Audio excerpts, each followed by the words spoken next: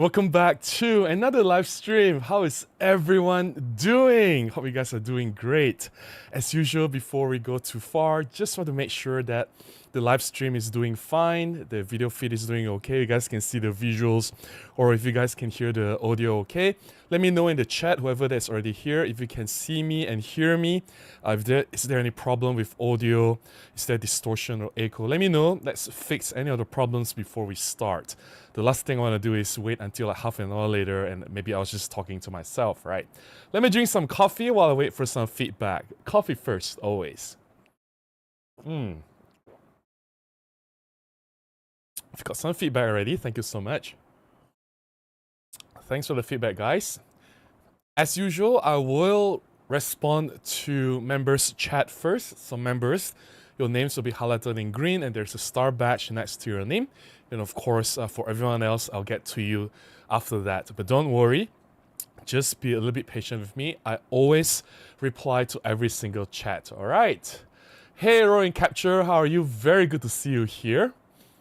Would you recommend buying use of eBay and get a 40 to 150 f2.8 and 12 to 40 f2.8, or buy a 40 to 150 f2.8 brand new so I can get a 2-year warranty? I have no experience buying from eBay, and but I'm perfectly fine with buying lenses in the used marketplace.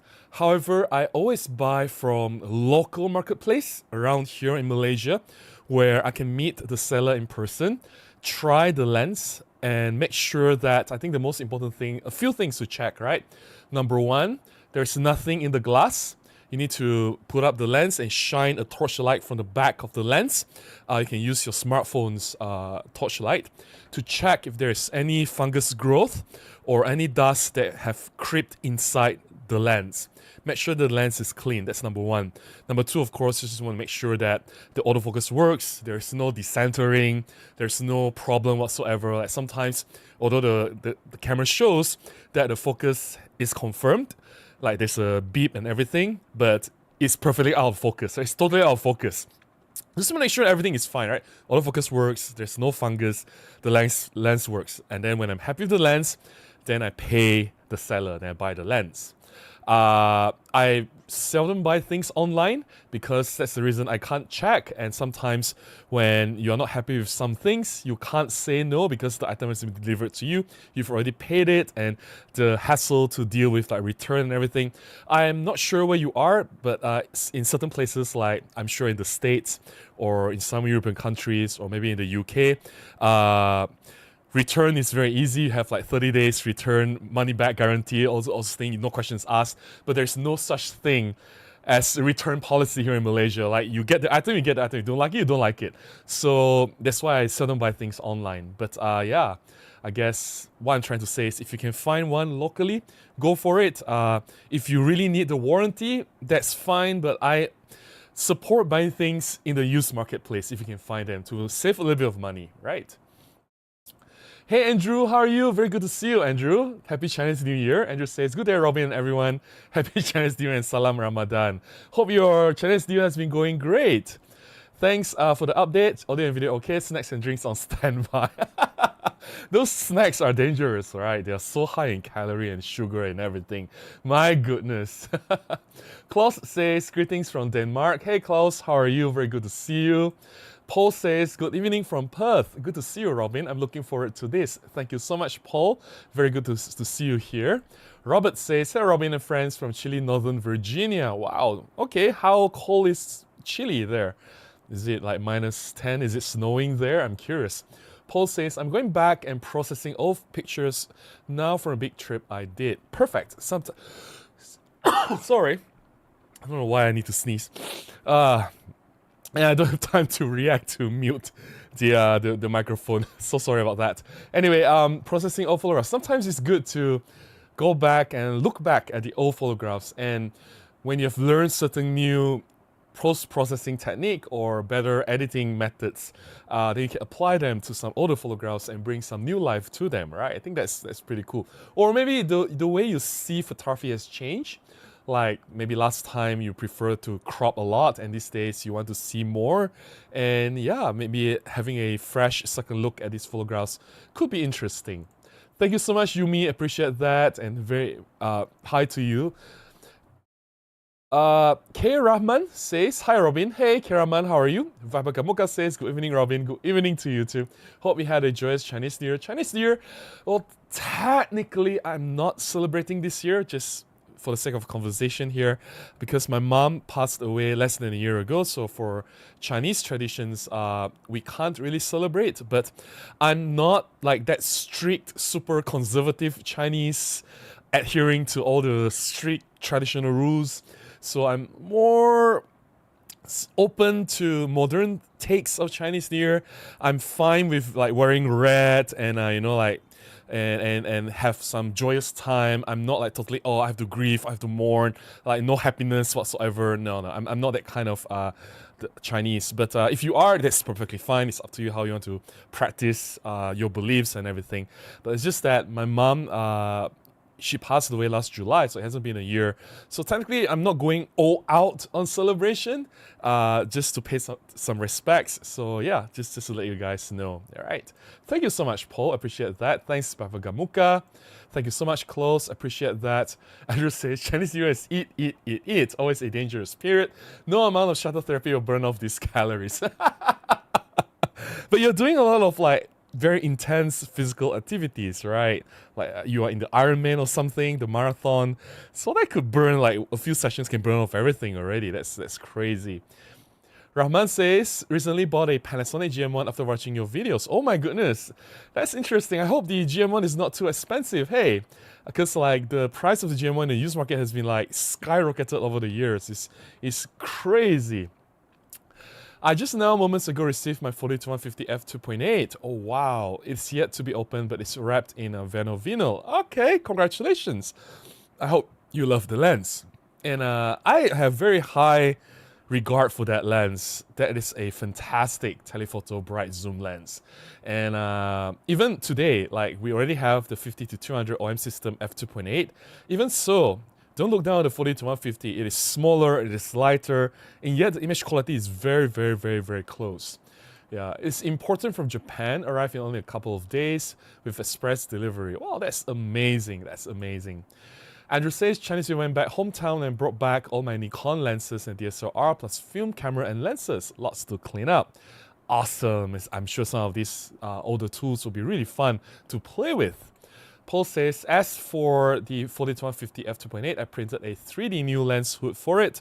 The original is overly complex. I think the original one was actually quite interesting.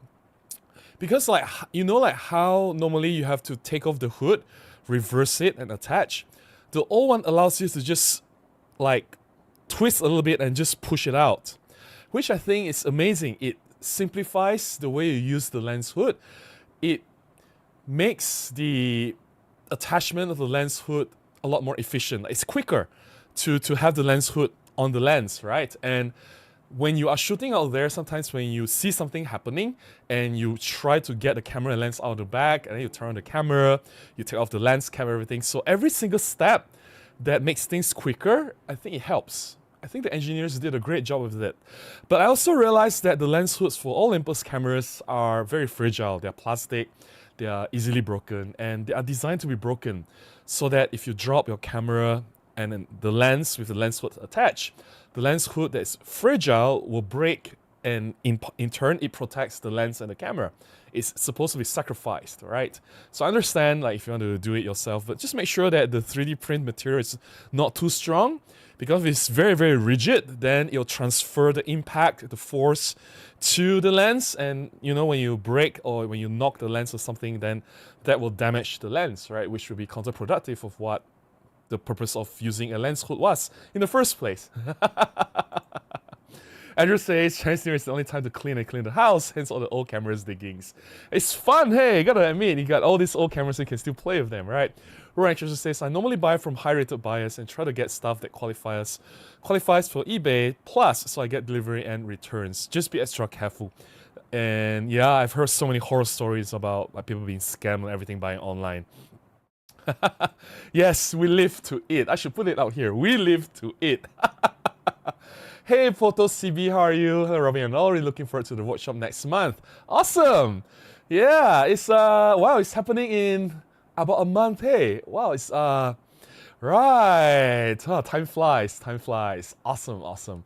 All right, let's see. I'll reply to a few more chats, and yeah, we'll start with the updates of what's been happening in my life. Fajar says, what is your opinion about sensor size of Canon V1 that has 1.4 inch, is bigger than Micro Four Thirds? Do you suggest this camera? I don't even know what camera that is. Canon V1. What do you want to use the camera for? Let's see. It's for vlogging, right? So if you want a vlogging camera, sensor. I'm not really just looking at the sensor. I'm more interested in the lens. f4.5? Really? What kind of lens is that? Why is there no specifications? DP review, what happened to you? Studio scene. Canon V1. Let's see if they have it. Okay, specifications. Hey, they have a full review already. Cool, specs, all right. 24 megapixels, 1.5 inch, sensor size, just slightly larger than Micro Four Thirds. Let's see. How much larger than Micro Four Thirds? We can calculate that, right? 18.4 times 12.3.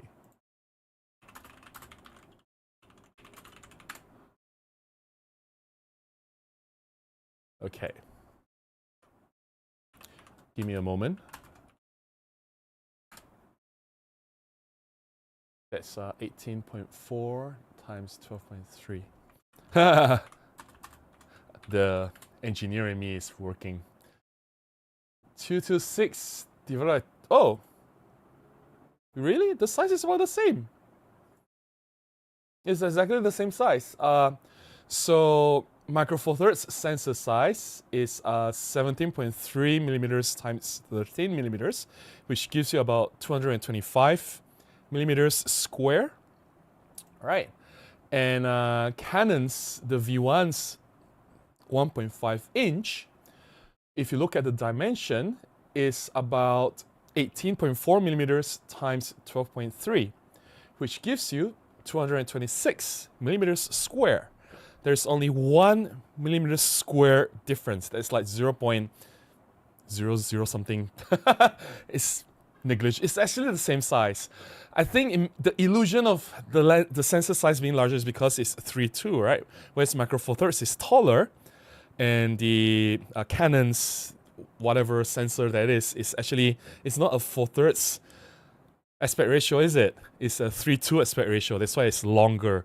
So it's, yes, it's longer, but it's also shorter. Whereas the Micro Four Thirds sensor is longer, but it's taller. It's shorter, but it's taller, right? So I know it doesn't make sense, but bottom line is it's the same size. So having said that, now it's established that the sensors are the same size.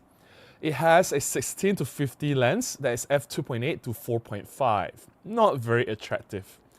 Like, I can't do my talking head videos with that camera, right? I'm using practically 45 1.8.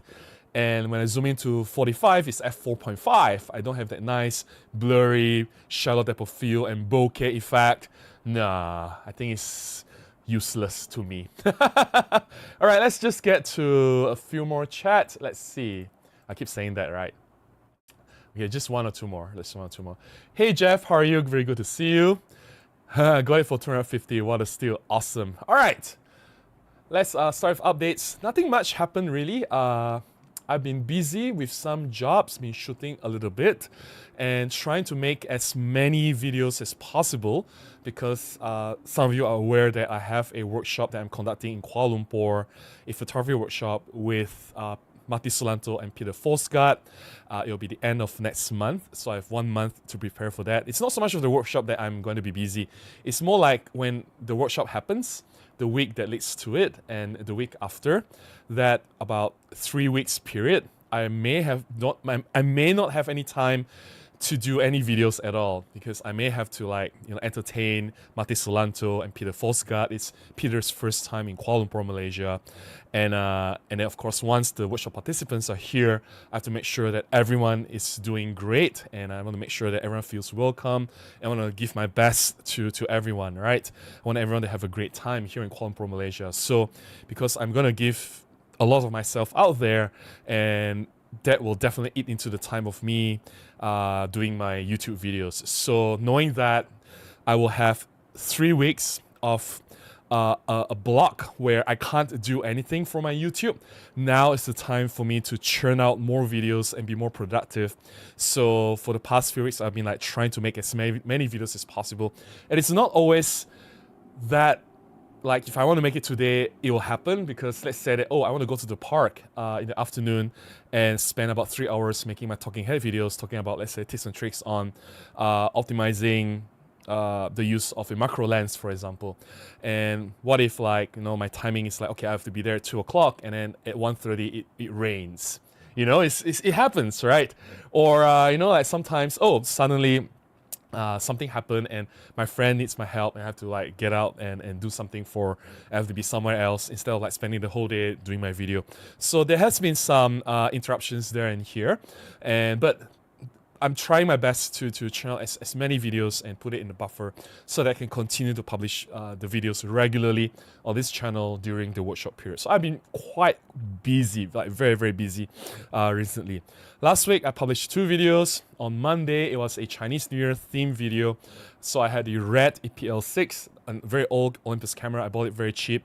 I thought red would be perfect for Chinese New Year because for us it symbolizes prosperity, vitality, good health, good fortune, all the good stuff. So having anything red, wearing red, and of course using red items like a red camera, it brings fortune, right? So I thought it would be a great opportunity to wish whoever that's celebrating Happy Chinese New Year during that video. It was a fun video, very short video, but I did have some interesting photographs I've taken with the EPL6. On Thursday, I published another video, and this was the wide-angle street photography with the Panasonic 15 f1.7. As I've mentioned, Panasonic 15 f1.7 is my favorite lens. I use it a lot for my street photography, especially for wide-angle.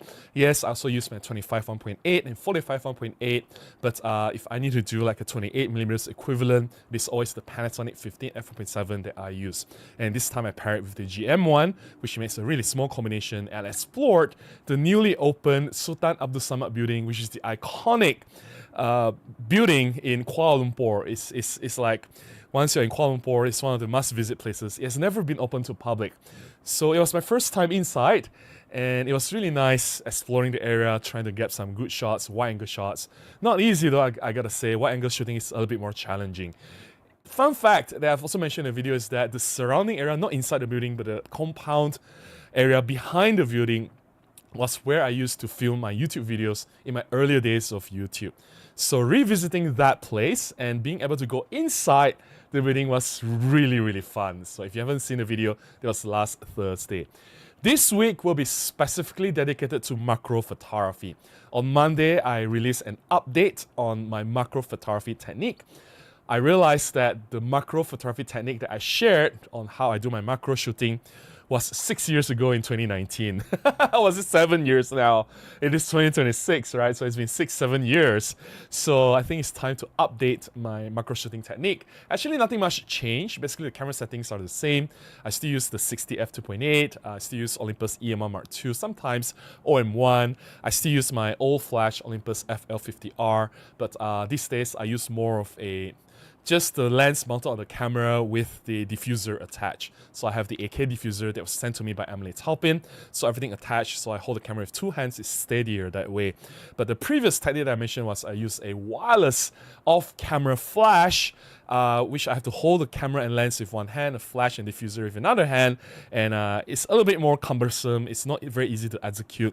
It has its advantages. I get better results. The lighting is better because I can control the direction of light. It doesn't have to be fixed on top of the camera. I can move it around, right? Especially if the inside or back is not exactly staying on top like a perfect shooting angle. Sometimes it's behind the leaf, sometimes it's under the branch, sometimes it's in a very weird location. So I can just move the flash around and make sure that the light hits the subject wherever they are. But I try to simplify things. I'm trying to make things easier, and also in that video, I'm trying to make things as easy as possible for beginners. If you want to jump into macro photography, it's very easy for you to follow along. I really make things really easy to execute. If you haven't checked out my updated inset macro technique, that's on Monday. I shared a lot of new macro photographs that I've taken recently. If you are a member, I'm sure you're aware that there's a new video already that's being published for members first. It was supposed to be now, I released, but I just put it yesterday. It's 2 days in advance. And for non-members, for everyone else, tomorrow, 9 o'clock, you'll see a new video about macro photography as well.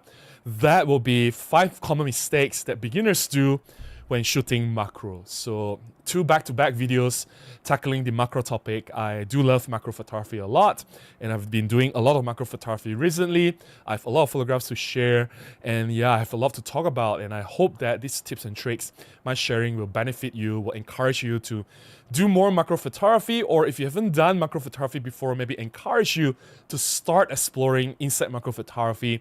If you are in tropical countries like Malaysia, we have very interesting, very colorful bugs and insects, butterflies, spiders, beetles, and a lot of very interesting creatures, tiny creatures for you to capture with your camera. It's just so fun, right? And yeah, that's it for the updates for now. Yeah, I guess nothing much happened. I'll be busy with a few visitors next few days. Tomorrow I'll be catching up with my friends John and Andrew. I don't know if they are watching. If you are, hi. John is a member on this channel. And then also Saturday I'll be catching up with another friend. Sunday I'm catching up with Kieran, a friend from Kuching. We're gonna do some street photography together. He's coming all the way from Borneo. And then on Monday I have a visitor from Thailand. So in between all these entertaining people visiting me and doing some photography jobs and making YouTube videos, I don't even have time to breathe, honestly. When the workshop is over, I'm gonna need like a long vacation. Not just a vacation, but like I may need like take like a few days just to sit down and don't do anything. That I'm looking forward to that break already. So anyways, that's the updates for this week. I'm gonna drink some coffee and get back to some of the chats, and then we'll start talking about the topic for today, which actually I shot the largest art festival in Kuala Lumpur, or Malaysia, the largest art festival in Malaysia with Macro Four Thirds. I think that's going to be very interesting. I have a lot of photographs to show, but coffee first. Let me refresh this page. See, everything is doing fine. All right. Let's get to the chat. Let's see. Andrew says, funny story, because of this old camera and lenses digging, I just discovered what is a speed booster adapter. Oh, you have a speed booster. Interesting.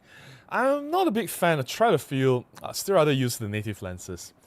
You guys are talking to each other, no worries. Ryan Catcher says, I remember when my pop gave me his old EPL2 and I found 5 SD cards still full of like 12 years old photos and a diamond earring in the bag, so I gave them all back, of course. Diamond earring! Oh my goodness. People just simply put a diamond earring in the camera bag. That's interesting. Yeah, Ryan Catcher says, I tried out some light trails the other night and it failed. The tripod was shaking. In the wind, it was on a footbridge right on the Swan River in Como, and there were too many cars.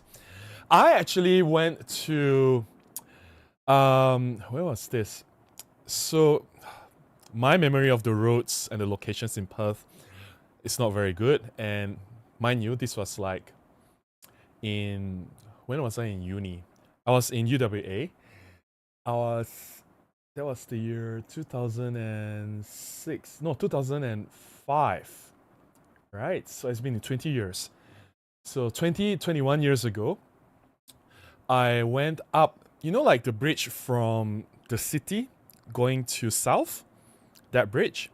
I actually walked up the bridge.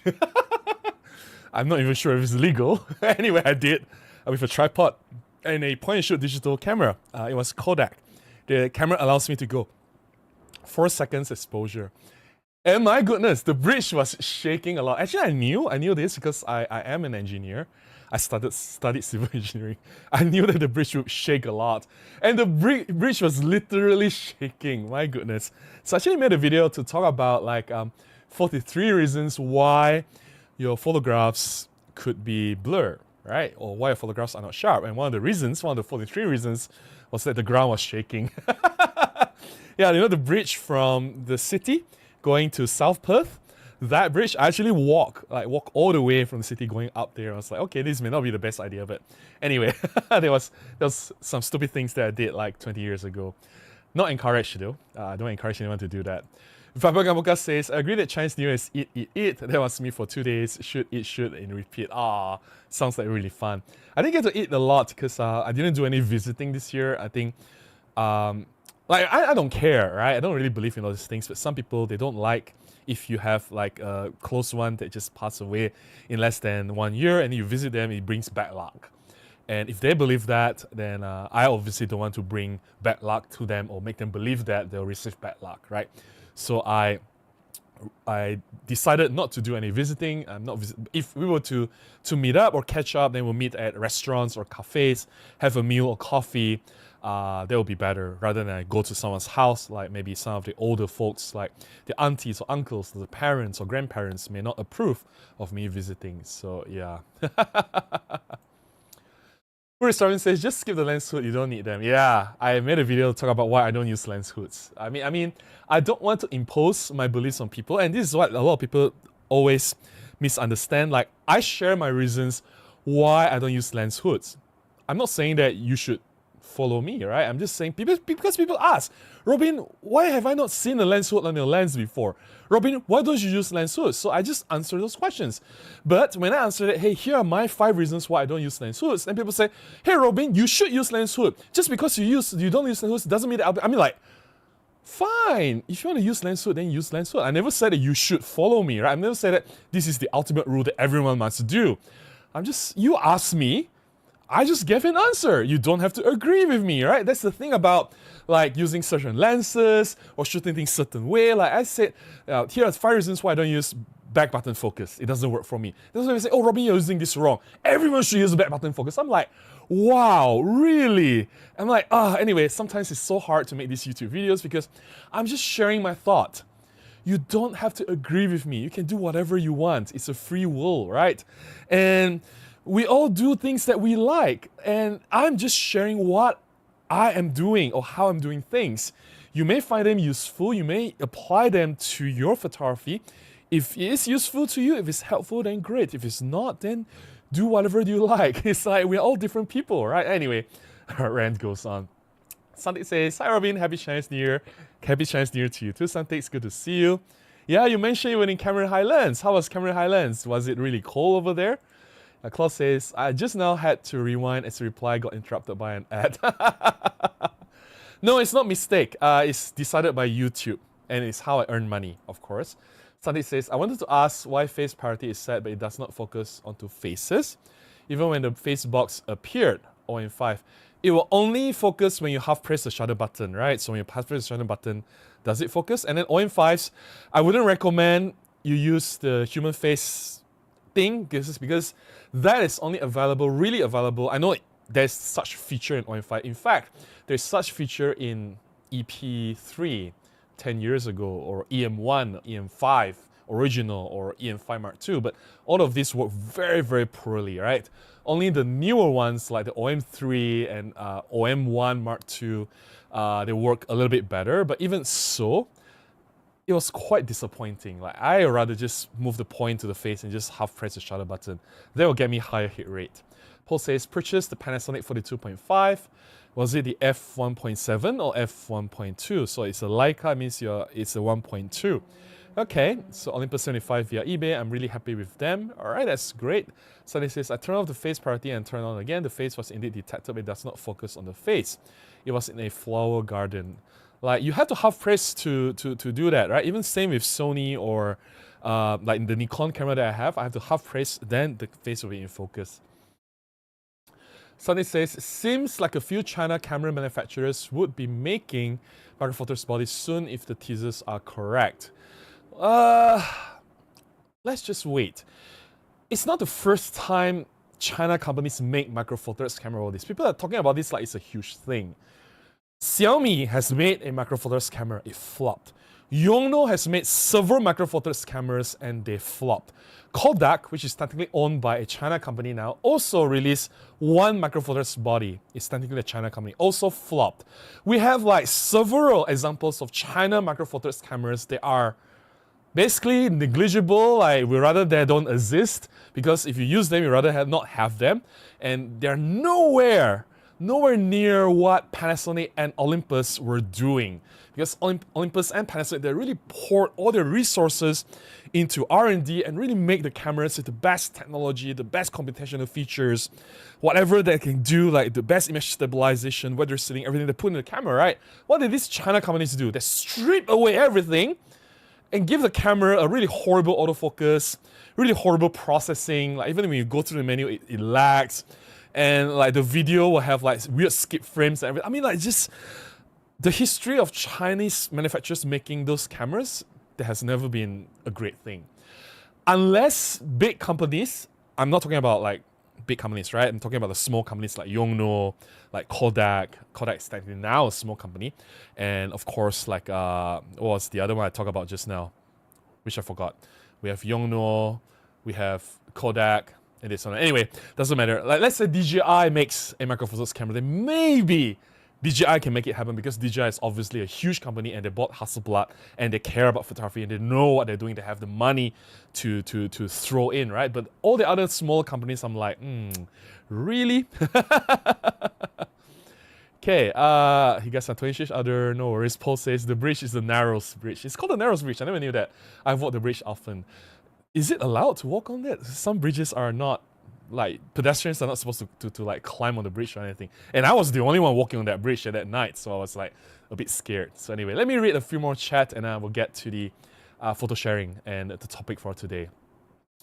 Jevra says, good morning from New Mexico by way of Guam. What the hell is that? No idea. Yeah, V1 is 3.2 version and it's exactly the same size. You calculate the area of the sensor, it's exactly the same size. Because some people say, oh, the V1 has a larger sensor than Micro Four Thirds. No. Micro Four Thirds has 225 millimeters square. The V1, the sensor has 226 millimeters square. Like, are you gonna say just because of the 1 millimeters large, 1 millimeter square larger sensor size is bigger? Like, to me, it's the same. Right? Yeah. Okay, Paul says, I also have the Panasonic 45 macro lens. I need that focal length, but want it tighter. Alright, you guys are talking to each other. No worries. Okay, Jack says, good afternoon, Robin, and hi, everyone. Hey, Jack, how are you? And Peel says, hello to Robin and to everyone. Hope you're all here and had an amazing day. Thank you so much. Thanks for the well wishes. I wish the same to you. Wow, how do I pronounce your name? J3VS4YS. I'll just call you J3V. J3V says, looking at the 45 1.8, as a lot of my favorite photos from a couple trips were shot on this lens. It's my favorite lens. Paul says, you are quite a busy guy. Hi from Mazatlan, Mexico. Really enjoying your stream, switching from Nikon to OM now. Awesome. And welcome to the world of Micro Four Thirds. Yeah, Presty says, I guess it's not that easy making a good camera. It is not. It is not. All right, I've caught up with the chat and it is time for me to dive into the topic. But before that, coffee. So when I mentioned that I shot the Malaysia's largest art festival, I wasn't joking. It was the Yayasan Sime Darby Arts Festival. You can check it out. This job was 2.5 years ago in 2023. And it happens once in every 2 years, right? And for the past few years, not the latest one was last year in 2025. So I was the official photographer for 2023. For the longest time, they have always been at one location. Usually it's at Kuala Lumpur Performing Arts Center. That's one of my regular recurring clients. They've hired me for a lot of jobs.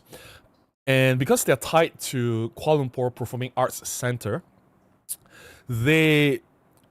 it's in one location, right? So it's easier to shoot. Last year, they changed the format of the art festival. Last year was everywhere, so I wasn't involved in shooting last year's festival. So I was not just involved, I was the official photographer for the 2023's Yayasan Sime Darby Arts Festival. I don't know why I've never shared these photographs before. I've been thinking of making a YouTube video to talk about this, but there really isn't like, it doesn't make an interesting topic just to make a video. Like, you know, like when I want to make a YouTube video, it has to be a topic that will hook people's attention, right? Like, oh, this lens, this underrated Micro Four Thirds lens, or this forgotten Micro Four Thirds lens is amazing, you know, something like that. Or like, this is the sharpest Micro Four Thirds lens, or this old lens outperforms a new lens. It has to be like some of these hooks, right? If it doesn't have this very interesting hook, then it doesn't work. Like even today, you see right now the numbers of the people watching this stream is only 50 something. Like when I change the topic to, let's say, why Micro Four Thirds is better than full frame, which is a very stupid topic to talk about, which I should never do. Let's say why Micro Four Thirds is better than full frame, right? I guarantee you there'll be 200 people watching now. But why would I want to do that? Yes, I want viewers. Every YouTubers want viewers to look at the content, but we also have to be very careful of the kind of content that we are making. If it's over sensationalized, if it's overhyped, and if the content is there's nothing, then my integrity or my credibility will be in question, right? Like I can't just make false promises. I can't just promise you the moon and deliver you nothing. And when I say something, like when I shot the largest arts festival, I really did it. When I say that I love Olympus 45 1.8, it's an awesome lens, I really mean it. When I say that there's a problem with OM1's autofocus, I really mean it. It's not like I just make it because I want views or I want attention or I want to create hype. When I report something, I really have to be honest and I have to be responsible for what I say, right? So I can't just do things just to hook views. But if you have no hook, if the topic itself is not strong enough to be clickbait worthy, right? Like this shooting largest arts festival, then yeah, like you see, only 50 something people watching at the moment, which is kind of sad, right? So anyway, so yeah, this particular festival, I never talk about this much. Maybe I've mentioned it in passing in a few live streams before, but it was very important because this was my largest job that I've done, and it was a festival. They have like hundreds of performing arts activities happening at that location, spreading over the weekend. It's a Saturday and Sunday event, full day, from morning 10 o'clock they open until midnight. I have to be there like as early as 8 o'clock, so it's a full day job, Saturday, Sunday. But it's not just shooting for Saturday and Sunday. They have like a mini festival a month before.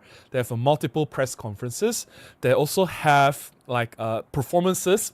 They are tied to the festival, but they already started the events before the festival, so I was required to shoot a lot of things leading up to the festival as well. On the Friday itself, half day, they have a lot of like rehearsals and trial runs and a lot of things which I have to shoot. So obviously it's a huge undertaking. It's a massive job. I can't do this alone, and I need a team. And my team, I hired a few other photographers. One of them is actually a member here. I don't know if he's online. His name is Van. He's a Filipino photographer, but he's working in Malaysia. And Van was there with me. He's in my team. Van and other photographers under my team, we all use Micro Four Thirds. I was using EM1 Mark II main camera. Van was using EM1 Mark III. And then the other friend, the other team member was using EM1 Mark II, and mostly Olympus and Panasonic lenses. Actually, there's only Olympus and Panasonic lenses for Micro Four Thirds. Anyway, so for this particular festival, I used EM1 Mark II. I already have the OM1 back then, so I brought the OM along as a backup. I just keep it in the bag, put it somewhere safe. If something happens to the EM1 Mark II, then I'll bring the OM1, but nothing happened, thankfully. I use several lenses for this job: 9 f1.7, Olympus 12-40 f2.8 Pro, 45 1.8, and 75 1.8. I carried these 4 lenses everywhere I go with me in a small bag. I have to run around. It's not just in a building. So the building has like 5 floors. There are things happening at all the 5 floors: the main auditorium, the main stage, the smaller rooms, the workshop rooms. There's like 5 floors of activities. And outside of the surrounding area, on the field, in front, it's the massive stage, at the car park, there's a food area, the front lawn, back lawn, everywhere. It's like, at one time, there could be like 20 things happening. At least 10 things happening at the same time, right? So me and my team have to cover everything. It was massive. It was not an easy job. And it was really challenging. One of the more difficult jobs that I've done. I did everything with Micro Four Thirds. I think Micro Four Thirds works because it's small. I need to run around a lot. I ran like crazy, right? And the cameras are smaller and lighter. I can move around easier. And here are the shots that I took for that particular job, the Yayasan Sime Darby Arts Festival, the largest art festival in Malaysia. So this was, I don't even know what this was already. This is something percussion. So they have all these different percussion device, and the people there will instruct everyone or the audience to participate, and everyone will try to make different sounds, and he'll direct, and he'll be like the orchestra conductor, like, okay, you go here, you go there, you make that sound, you make this sound happen, and it'll come together very, very, very nicely. This was just at the front of the entrance into the KLPAC the building, which is very interesting, right? This was shot with the 9 f1.7. I should actually, let me see if I can pull out the data. You can't see the data, but at least I can see. I can let you guys know what lens I was using. But this one I'm very sure it's the 9 f1.7. I can't remember everything, so give me a moment. Let me just open up another window so I can see what I was shooting with. This obviously 9 f1.7. Okay, let me bring back all the windows. Okay, got it. How do I move this? All right. Next, there's some Chinese wushu kung fu demonstration, some sword plays as well, and all these like martial artists. They do a lot of acrobatic styles. Some of the events are repeats on Saturday and Sunday, they mirror, right? And some will have multiple performances throughout the day. Same people, but they have different performances. So you'll see some of these repeats later. And it's good because sometimes we can't shoot everything, so it gives us time to plan ahead. Okay, we can't be here now, we'll be here tomorrow or later in the afternoon. So it's not easy, it's just a few of us, we have to cover like hundreds of events at the same time.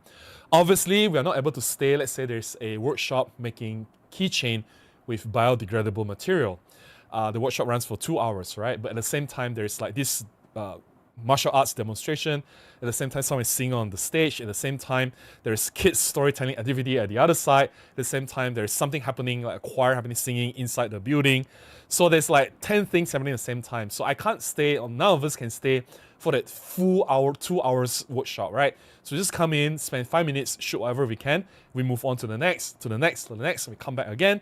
We try to rotate and shoot as many shots as possible. It's a constantly moving and moving and moving and non-stop shooting throughout the entire day. Oh, by the way, I forgot to mention, all these photographs are JPEG. I have RAW, right? I have RAW, but all these photographs are JPEG. You know why? Every 2 hours, we have to drop off our SD card, and they'll take our photographs and upload to their social media immediately on Instagram story or Facebook or whatever they upload. I didn't check, right? So everything has to be in JPEG. We have 2 slots, one RAW, one JPEG. So the JPEG slot, I always take it out and give it to them. I keep my RAW files, but I, of course, take all my photographs back. And what I'm showing today is purely JPEG. They are not straight out of a camera JPEG. They are slightly edited. I added a little bit of contrast, corrected the color a little bit, but they are almost as good as out of camera. All these photographs were initially used when they published it online. It was all straight out of camera.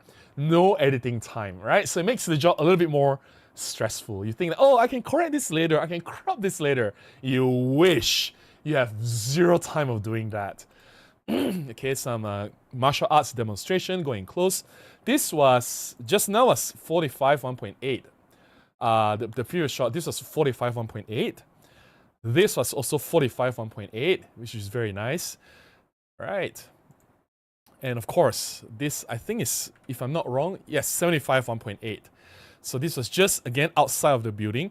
Of course, since there are several of us in the team, we were never shooting at the same spot. If I'm here, then my teammates were not here. They were either inside the building or at the lawn. So basically, there are several areas that we have to cover inside the building. I can't remember how I strategized, but I've worked out a way for us to cover everything quite effectively. I guess that's where being an engineer helps. We will look at overall plan and we will find a strategy that works. And I think my teammates did fantastic jobs. And we delivered the shots to our clients. Everything went quite well. Nothing bad happened. I know one of my teammates fell sick at the end of the shoot. I guess we're not used to like shooting full day from morning until midnight. And we even have to brave the rain. It actually rained outside. And then when it was raining, you can't say, oh, sorry, it's raining, I'm not shooting, right? We still have to continue shooting. So yeah, we have to brave the elements as well. So yeah, this was 75 1.8. And this was an opening performance by a group of deaf and mute people, I think. Deaf and mute people. No, not deaf and mute, sorry. They're blind. Sorry. My brain is not working. It's been 2 years, sorry. I think this is, they're blind. So this group of people, they are blind. So, which is very interesting. I think this was, if I'm not wrong, 45 1.8. Yes, this was 45 1.8. And this was, again, 45 1.8. So all of them are blind. So this is the opening ceremony. So of course there were speeches. I'm not going to show you the boring photographs of people giving speeches. Those are just very standard shots of VIPs, some very important people giving speeches. So of course I have to take all those photographs. I deliver to my clients. I actually delivered like 1,000 shots to my clients. Imagine there were hundreds of activities. Of course there'll be thousands of shots. And I'm not going to show you all the boring shots. I'm going to show you more interesting shots. Like, I think this is very meaningful, where you see a group of blind people actually participated in a performance in front of everyone. They were the center of attention and they were amazing. The performance was really, really, really good. And it's fantastic. So it's really nice seeing them in the spotlight, right? So I want to give this as a spotlight as well. And that's some of the VIP, like cheering on and being very happy and being appreciative of the performance as well. So yeah, just capturing, like, these are the moments that are important as an event photographer. You don't just want the standard shots. Like, if you look at the shots that I take, like these kind of shots, you see there's people smiling, there's people laughing, there's like hand gestures, there's an expression, right? So your photographs will need to tell certain story and certain things in it, which will make it a little bit more interesting. Like this one as well, right? So there's hugs, there's happiness, there's expression. So it makes your photographs and deliverables a little bit more dynamic and a little bit more impactful, rather than just photos of everyone standing with the wooden facial expression, like nothing's happening. As an event photographer, one way to deliver powerful shots is to find human emotion. And it's not easy. When they hug, you only have like 2 seconds before the hug breaks off. It's not like they hug for like 10 seconds for you, right? No. It's just a quick hug and then they break off. So when they are about to embrace, you have to be damn quick. You have to react. There's no time to adjust aperture. There's no time to slowly frame a shot, make sure it's perfectly level. There's no time to zoom your lens. You look at it, you click, click, click, click, click, click, click. People say like, oh Robin, you should have stood further away. Oh Robin, you should have used a zoom lens. You think you have time to zoom. Obviously, you've never shot an event before. If you think that, oh, a zoom lens will be better because it's flexible. Even if you have a zoom lens, you're stuck on the wrong focal length, you try to zoom, by the time you finish zooming, that hug is over, right? So anyway, yeah, moments. This was shot with the 12 to 40 f2.8 lens, right? And of course, there's some really interesting performances throughout the entire event. Like this guy, this is 45 1.8, which is really creepy. This is actually at the main entrance, like inside the main entrance of the Cal Pack. There's like everywhere, so I can't be everywhere at once. So a lot of the shots, like maybe more than 50% of the shots were covered by my teammates. I don't have everything. And all these are my shots, and all these were shot with JPEG on the EMR Mark II, right? Okay. They have some really, really eye-opening shows. This was also at the main entrance, and it's a little bit challenging here. It's backlit. You can see there's windows behind. So it's always very challenging to shoot backlit. So I'm trying to avoid like areas with very bright hotspots or bright backlit situations, trying to find an angle that fits everything. It's not always easy. You don't get clean composition. There's like the speaker stands and the speakers and the microphones and everything. You look at the stage, everything is very messy. But the job of you is not to clean everything up. The job of you is to find that particular moment that's actually dramatic enough that you don't really even care about all this other mess around the photograph. And event photography is not about making things look clinical, making things look like perfectly clean. No, your job is just to document what's there. The best thing that you can do is try to capture that moment. I think this particular moment when like the guy's on the floor and the lady's on top and everything, I thought this makes things a little bit very, very dramatic. And the fact that there's people watching is also very important. I've always mentioned this, don't forget to include the audience. Without the audience, the event is nothing. Audience makes the show or the event or the performance work. They are a part of it. Without them, it does not work, right? So always remember to put the audience in your shot.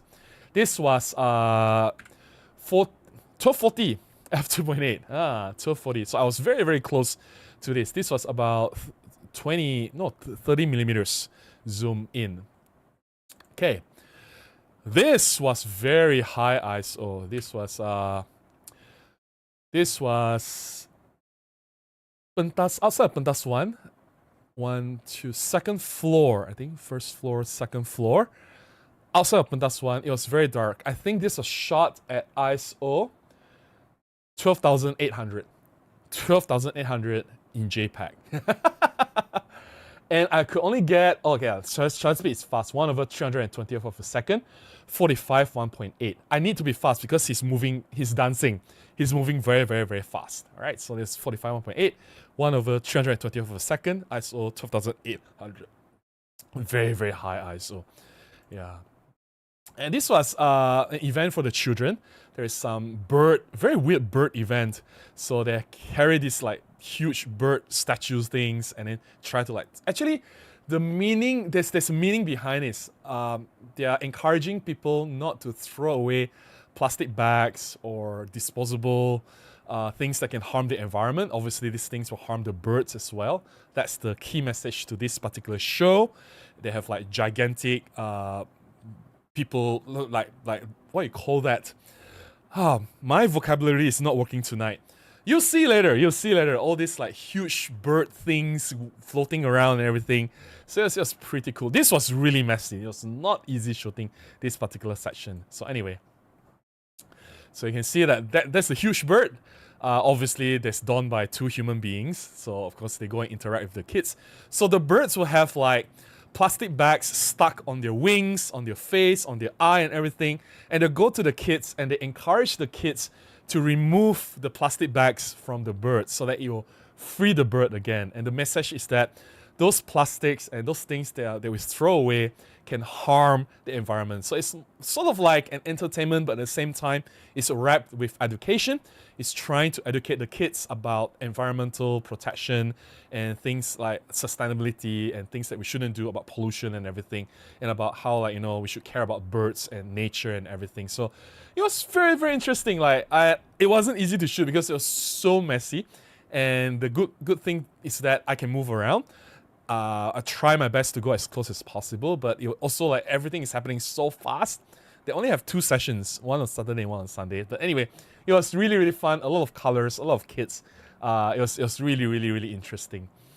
And then they have all these like very interesting structural setups where you can, like, the pipes goes everywhere. You can go to one end, try to shout something, and the other end someone can listen, which is very interesting. Also capture this. It's an art installation, by the way. So besides just performing arts, they also have a lot of these like structures, sculptures, very cool different art installations. Some of them have like very deep artistic meaning. They have many layers of things to appeal, and you can think about them. And I mean, I'm not really an artistic person. Yes, I'm a creative. I shoot photographs. I have to be a little bit artistic, but I'm not like I can dive in and talk about these artistic things for very long. I'm not that deep, right? So this was the opening when the VIP. Oh my goodness, a story to tell. I can't remember. Let's say that the VIP is supposed to arrive at 10, right?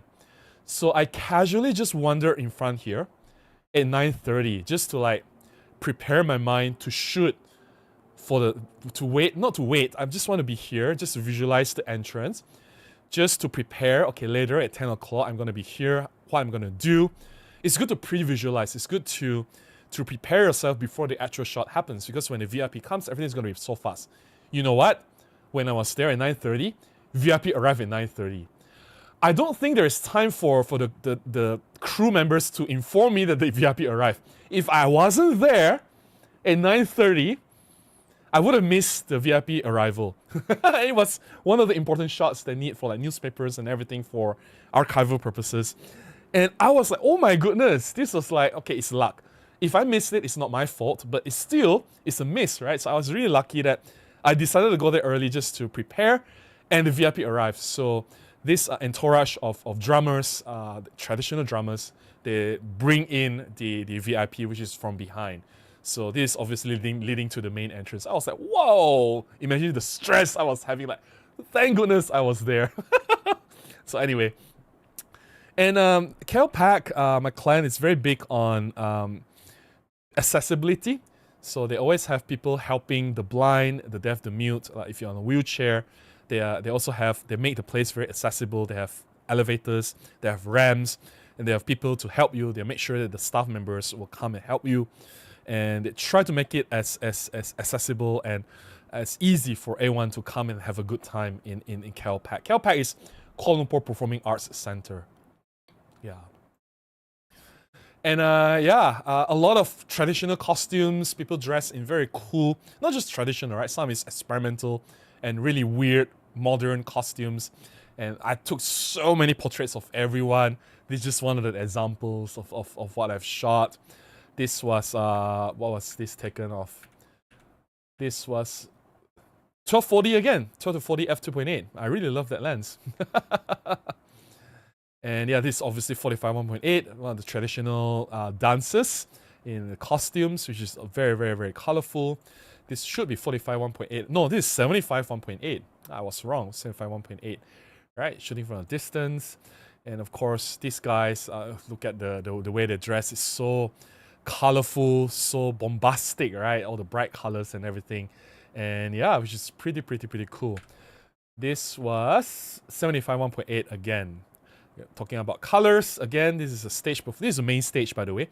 So they have like different performance every half an hour or 1 hour, different. Of course, at night, I think after 10 o'clock, it's all concerts. And I wasn't shooting that. I have other friends, my team members, to do that. The concert performance by some notable artists, which is very, very cool. So during the daytime, you have different kinds of performance like this, which is very colorful. I always appreciate color. This was 75 1.8. Let's just look at one more shot before we break. I have, of course, 20-something more shots. This is just part one. Don't worry, there's part two, right? And yeah, the same martial artist, the Chinese wushu, the guy is just technically flying. There's a lot of jumps, flips, all kinds of acrobatic moves that he did. This time with a prop, with a sword. This was, I think, 75 1.8. Obviously, I want to be as far as possible from that blade. Yeah, 45 would have been too close. And yeah, so I hope you enjoyed the first set. I have one more set to go, but let me just get back to the chat. Let me drink some coffee. Time check is almost 11. I'll drink some coffee, some water, and get to the chat. All right. I was very privileged to shoot that. That was the largest art festival in Malaysia. And yeah.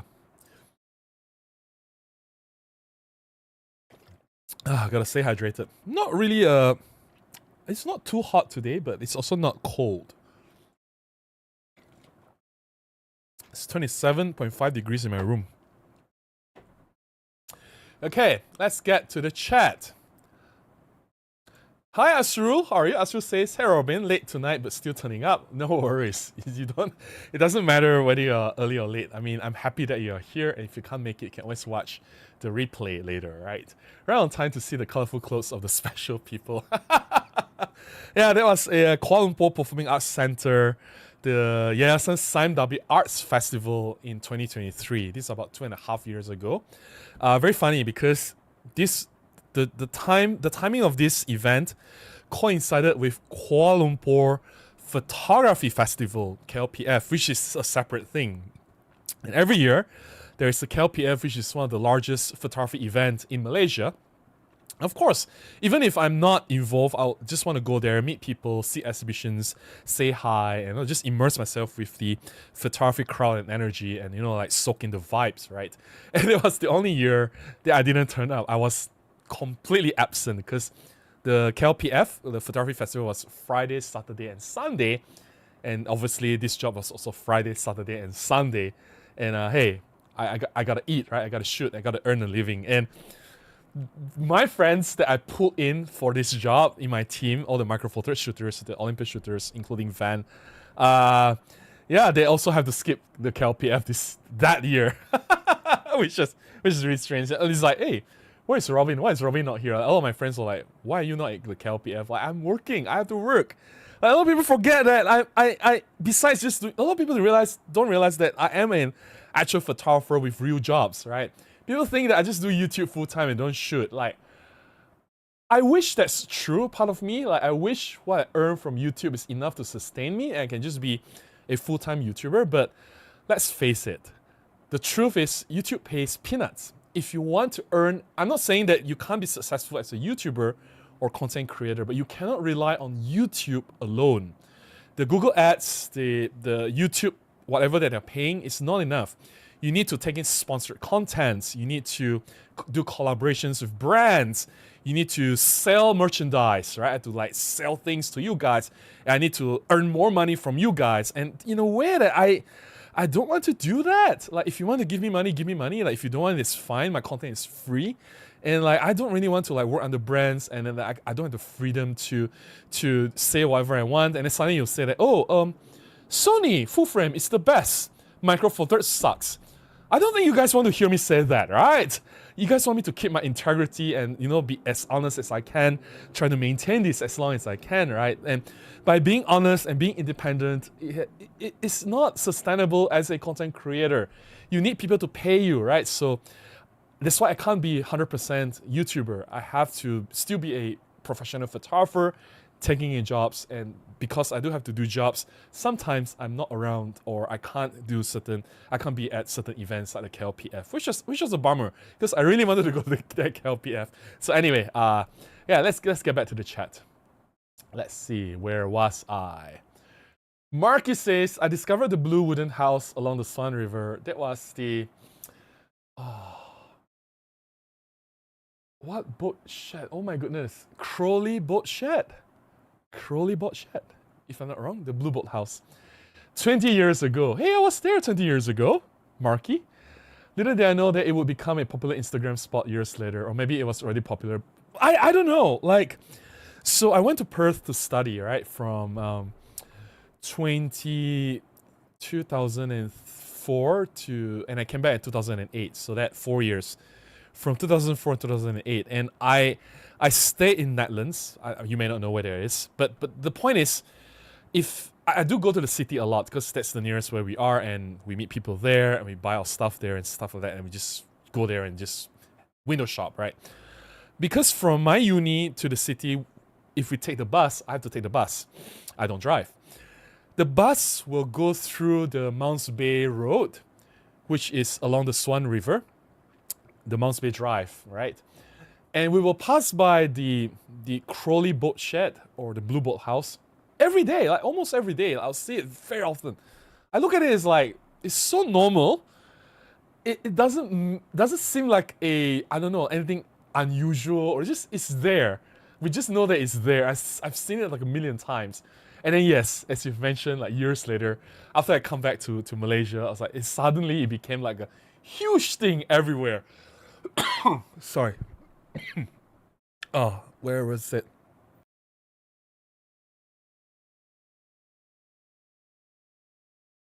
Sorry about that. And it becomes so huge to a point where someone actually saw a photograph on my blog in Perth and actually bought that photograph from me. They just, I think it's a real estate company. I can't remember who. Hey, Robin. we found this photograph in your blog, like, is it for sale? We want to buy it and use it on our website. I was like, what? Anyway, do I have that photograph? Let me see if I can find the photograph. If I can find, right? I don't think I can find it that easily. Perth. No, I don't have it anymore. Or maybe I don't have it online. Let's see. Or let's just use the AI. See if the AI can find the Blue Boat House. Oh yeah, I found it. Okay. Let's see if I can share. This is not a large resolution, but I think it's good enough. It's this particular shot. Someone actually bought this from me, so this is not a full resolution. This is very resized, but you guys get the idea of how it looks like, right? So anyway, yeah, Blue Bolt House. Paul says the sharpest ever micro four thirds lens is 75 1.8. It is where razor blades go for advice. I know, right? That lens is incredibly sharp. But I don't think it is the sharpest anymore. I believe the 300 f4 is sharper. I believe. I never make comparisons. And it's so hard to compare 300 versus 75, right? I also think that maybe some of the newer lenses, like for example, 150 to 400 Pro will be sharper. So it's hard to compare. Hey Zoltan, how are you? Very good to see you here, Zoltan. I hope you're doing well. Paul says, I have only ever known it as a boat shed. From back when boats were a rich people thing and you kept your boat in a special shed. Yes, it's a Crowley boat shed, right? That's what it's called. But it's like, I don't know why it suddenly became so popular. Yeah, it's Crowley boat shed. Oh, it's Crowley Edge boat shed. Edge, right? Crowley Edge boat shed. Yeah, Crowley because the area is Crowley, right? That's the name of the suburb, Netlands, Crowley. That's around the same area. Yeah. Serafin says, reminds me of this huge 3-day art festival they have in Florida. In my community, that's almost a mile long with 500 vendors, music concerts, and goes for 3 days. So much fun to photograph every year. We may not have 500 vendors, but I think easily we have more than 100 vendors. So scale-wise, it's not as large as the festival in Florida. I think otherwise I will need like a 20 people photographer in my team, right? I don't think it's that large, but scale-wise, I think it's maybe like 20% of what you see in Florida. Yeah, it's definitely not 1 mile long, but it's around a large compound of an area. But they have like hundreds of events happening throughout the weekend, which is amazing. But then again, like while it is technically art festival, it's more concentrated towards performing arts, like stage, like music, dance, theater or acting, drama, recitals, like choir, singing, like, or things that you perform on stage, right? So it's more towards that. So yeah. Paul says, my wife has the 12 to 40 f2.8 and it's worded to her camera. It is a fantastic lens. Andrew says, for once, VIPs arrive on time. On time is one thing. Early will make us photographers panic. Like, what the F? We have, like the thing starts at 8, right? There's like a lot of things happening already everywhere. Not 8, I think. We have to start shooting a lot of things already. So me and my team were already actively shooting. But it's like, okay, if you say you're gonna arrive at 10, you should be there at 10, right? But anyway, so it was really, I was lucky that I was there. So yeah. Andrew says, very nice coverage, Robin. Thank you so much. Will there be another arts festival coming out this year? They have one in every 2 years. So the last one was last year, but the one in last year was not in CalPAC. It was still tied to CalPAC. CalPAC is the one that does all this for the Yayasan Sime Darby Arts Festival, but it was spread across the country. So they have something happening in Penang, something in Johor, something in Malacca. That's why I wasn't asked to shoot the event. But yeah, hopefully in next year. So they have one last year, so this year they're not going to have it. So hopefully next year they're going to bring it back home to CalPAC again, and Even if I'm not hired as the official photographer, I don't mind.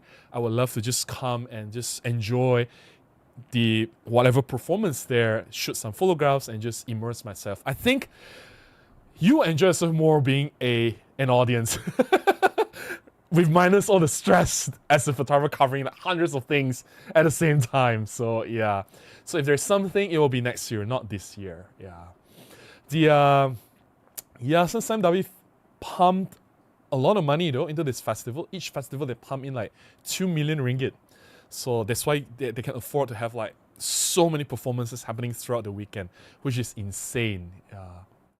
Right, Dave says, hi Robin, always wonder why it's only VIP, why there's no JIP. Just important people, not important people. I guess all of us are not important people, right? Yeah. Hoyin Lee says, 75 versus 45 1.2, who is the portrait king? You can't really compare both though, because both are different at different focal length. You can compare, say, for example, Olympus 45 1.2 versus Panasonic 42.5 1.2. Then it's a fair comparison because they give you same coverage, very similar focal length. But 75 is 115 equivalent. That's like a telephoto lens, whereas the 45 is a medium telephoto lens. What you can do with the 75, you can't do with the 45. What you can do with the 45, you can't do with the 75. Let's say, for example, I can use 75 for my stage coverage because it's 150. 45 is too short. You can't do that, right? Yeah, I'm shooting people. It's technically portrait of a person speaking on stage. 45 can't get me close enough. 75 is just nice, right? But if I'm shooting in a room, let's say I have limited space, then 75 is too tight. And 45 is better, it can give me a bit more room to work with, and 75 is just not the suitable lens for that situation. So I don't think it's a fair comparison to compare 75 and 45. Both are amazing lenses, both are great portrait lenses used in very different scenarios. Obviously, for 75 to work for portraits, you need a lot more room to work with, right? I hope that answers your question. Hey Wolfie, how are you? Very good to see you here, Wolfie. I hope you're doing well. Right, Andrew says, oh, I understand. I'm sure you enjoy the festival without the stress. Yeah, I'd rather go there as an audience, right? It'll be just great. But I mean, if they hire me again, it'll be stupid to reject the job, right? We'll see what happens. I mean, I have a very good relationship with KLPAC. I just did a job for them in January. Yeah, January. So, you know, they still call me from time to time. So they have been a very nice, dependable, and very, very amazing client to work with, and we have amazing working relationship, and I love what they do there, and I do want to continue to support the performing arts in Kuala Lumpur. Sunday says, any camera or photography events, asking if you haven't covered yet. Not that I'm aware of. It is Ramadan, and Ramadan, in case you guys don't know, I mean, Ramadan in Malaysia is the fasting month. So for the Muslims, also if you guys don't know, Malaysia is the official religion for the country is Islam, right? So we have majority of the people in Malaysia, they are Muslims. And Ramadan is the fasting month. So during the fasting month, throughout the entire history of the camera sales in Malaysia, it is the lowest sales month for any camera manufacturers, right? Because a lot of the cameras that sell at the retail shops, and people would walk in and buy the camera because during Ramadan, people don't go to the shops. That's why it affects the sales. I'm not sure how online sales will affect this because online sales is quite new to Malaysia. It only started to pick up maybe 5 or 6 years ago. Obviously, I've quit Olympus. I don't have the latest data, but before that, it has always been like Ramadan is a very poor sales month. Knowing that it's a very poor sales month, and knowing that you can't really do any events because out of respect for our Muslim brothers and sisters, they are fasting. We don't want them to come out for photo walks or workshops or anything, and they need to be extra religious this month. They need to, do everything in moderation. Can't like spend excessively or do anything vicariously, right? So out of respect for them, normally the camera manufacturers will not do any events for this month, or anyone at all, not just camera, but anyone will not do any big events during Ramadan, usually, yeah. Paul says, well done on your integrity, Robin. I'm sure it's not always easy. It's not. I think I do what I can, and you know what? It's not easy building up what I have now. like the foundation of my photography and what I have, my platform on YouTube and my blog audience and everything. And I have been here for like more than 10 years. So I don't want to just throw that all away. You know, it's not easy building this up, building trust with my audience, right? A lot of people come and look at my reviews and they listen to what I say, and I don't want to betray that. If I say that 5-axis image stabilization was amazing 10 years ago, today I'll still say it's amazing. I don't just change my thoughts or my opinion because someone just throw money at me. I don't want to be that kind of person, right? One day Nikon is the best camera system, and then the next day Canon pays more money and then Canon is the best camera system. Like, what kind of photographer would that be, right? There's a lot out there. There's a lot, but do whatever they can or they want, because, you know, like, I'm not here to criticize anyone. If they feel like that's the way they want to live their life, that's the choice that they make, then they have to live the consequences. It's up to them. I don't want to be that kind of person, right? So yeah. Wolfie says Panasonic 200 f2.8 is the sharpest micro four thirds. It broke the record. Really? 200 f2.8. But then again, 200 f2.8 is not the latest lens. So there are newer lenses now. Like, for example, I have reasons to believe that 150 to 400 is even sharper than the Panasonic 200 f2.8. Yeah. Marky says, what an interesting story, Robin. I traveled to Perth quite frequently back then. I always thought I was one of the few crazy people to actually walk there from the city. Wow, that's a few kilometers from the city, right? How far? Let's just find the distance since we have time and like not too many people here. There's only like, tonight's audience is kind of sad. There's only 40 people watching. Nobody, you see, it's like, this is another, before I talk about the distance from city to Crowley Edge boat shed, this is kind of sad, right? When I talk about things that actually matter, like my job, when I'm actually sharing something that will be useful, that will improve people's photography, or talk about photography itself, the process of shooting, or how to improve and be a better photographer, nobody cares. This is the number that I get, right? Look at 40-something people watching. When I talk about, oh, this is why micro four thirds is better than full frame, immediately there'll be 250 people watching. And it's kind of sad because the audience just wants to reaffirm that, okay, what I have is better than everyone else. Everyone is so insecure that, you know, like, they need constant reassurance that their micro four thirds gear is amazing. Like, come on, guys. Like, forget about gear, because photography is a lot more than that. And that's the kind of message that I'm trying to send recently. In a lot of my videos, I'm trying to use older cameras to shoot. Like, I've used the EPL6 on my last Monday's video to do a street photography. I've shot a portrait with the Nikon D50. I've experimented a lot with older cameras. And if these older cameras can do a great job, then, you know, like, why should you be worrying about what you have now? What you have now is way better than what I used for these videos. I think part of the thing that I'm trying to tell is the same message, is that photography is not about gear. And yes, I may be talking about gear, but if you look at my content, it has always been centered around photography. I always have new photographs to show. I have a lot, like 30, 40 photographs, new photographs, every single content, because without photographs, my content is nothing. Like, I don't want to be those kind of reviewers or YouTubers who just talk about gear. Oh, you know, like, micro four thirds is better because of this. Oh, full frame is better. Oh, Sony is better. Oh, Nikon is better. I don't want to be that kind of photographer. But it's also sad because the reality is that nobody cares. People don't really care about photography. People don't really care about the art of shooting, right? People don't really care about how to be a better photographer. People only care about what is the better camera that I can buy so that my photographs will be better. And, you know, it's really, really, really, like, it's discouraging for me to acknowledge this fact that if I want to play this game, I also have to somehow tune my content to fit this profile. And, you know, like, there must be some compromise there and here, and I'm always not happy to do that. But I'm also open. I realize that if I don't do that, then nobody watches my channel. And if that's the case, then what's the point of me doing a YouTube channel? You know, it's like, it's really sad, right? So anyway, and it's like, then there's another complaint. Like, I've been reading the forums recently, right? And some people say, oh, you know, Robin's earlier YouTube videos are so amazing.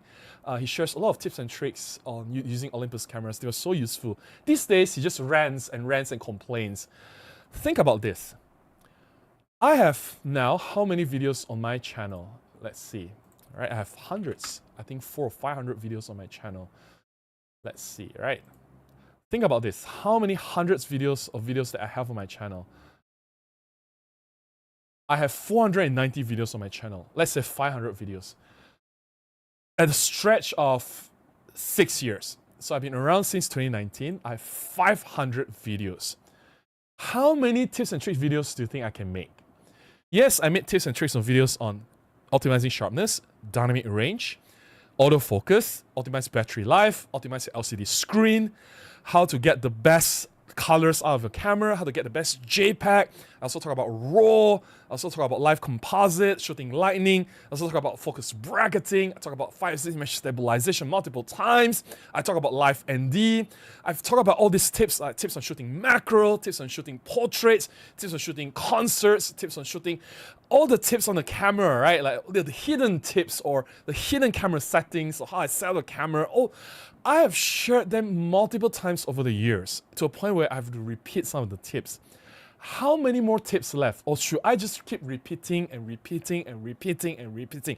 The camera only has a finite number of tips I can share, right? It's like people just expect me to do the same thing over and over and over. And here's the sad thing.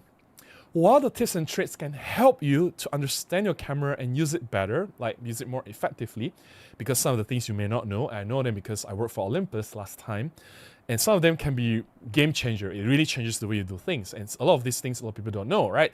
I know they're useful, but they don't push you further in your photography. They don't make you a better photographer. You may know some of these tips, it can make some things better, but to be a better photographer, it's all about composition, lighting, storytelling, capturing the decisive moment, knowing what to shoot, being at the right place. And you know, it's like all this like shooting discipline, what you're doing when you're actually shooting on the field, your craft as a photographer, all these things have nothing to do with tips and tricks on the camera. I'm not saying that tips and tricks are not important. They are, and I've done everything that I can. Are you expecting me to just keep doing it for the next 10, 20 years? When you see Robin Wong, oh, it's tips and tricks on Olympus cameras. That's the only thing that I do. Like, seriously?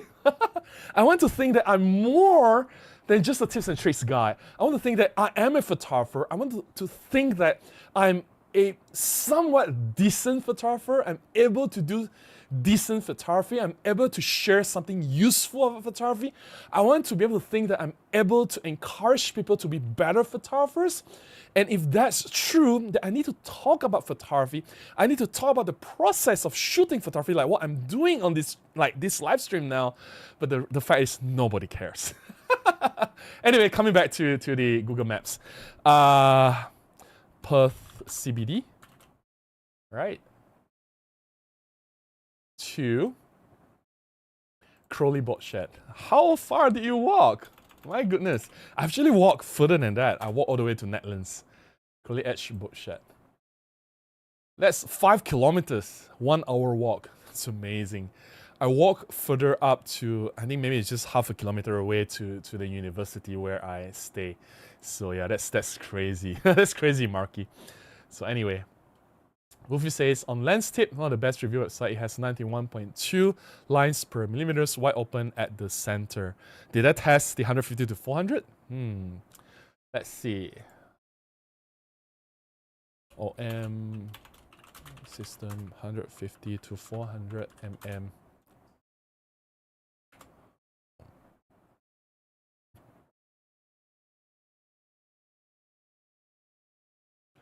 No tests found.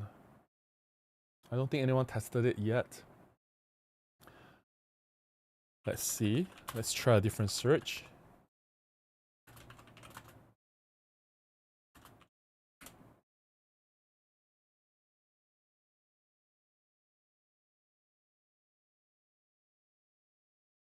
Let's OM system, right? Let's try more search. If I can't find it, then I can't find it. 150 to 400 mm Pro. Nobody tested it. I'm surprised. I have a feeling it's actually sharper. Interesting. Nobody tested it. Anyway, just curious. Wolfie says, thanks for sharing the pictures and the stories. Really enjoyed it. No worries. There's still one more set to go. Let me just go through a few more chat.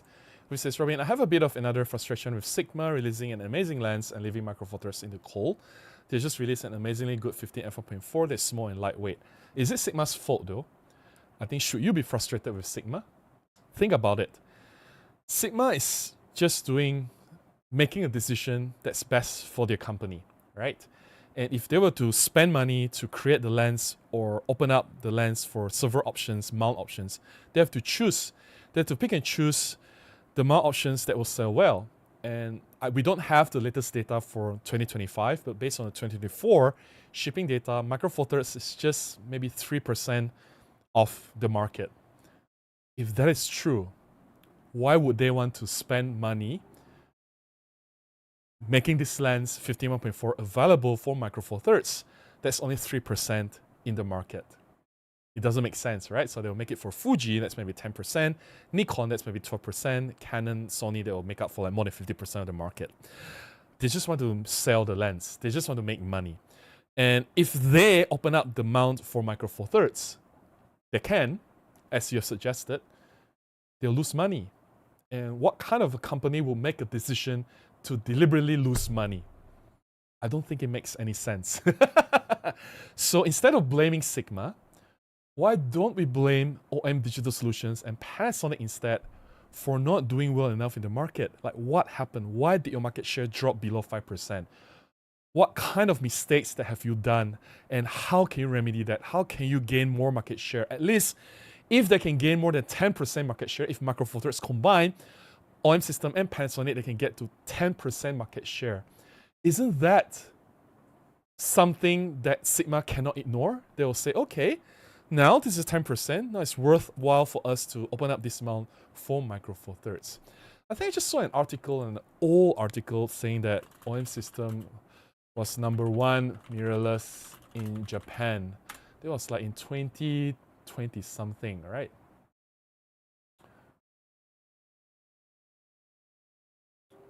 Let's see. There was an old article. You see, in 2021, there's this article here.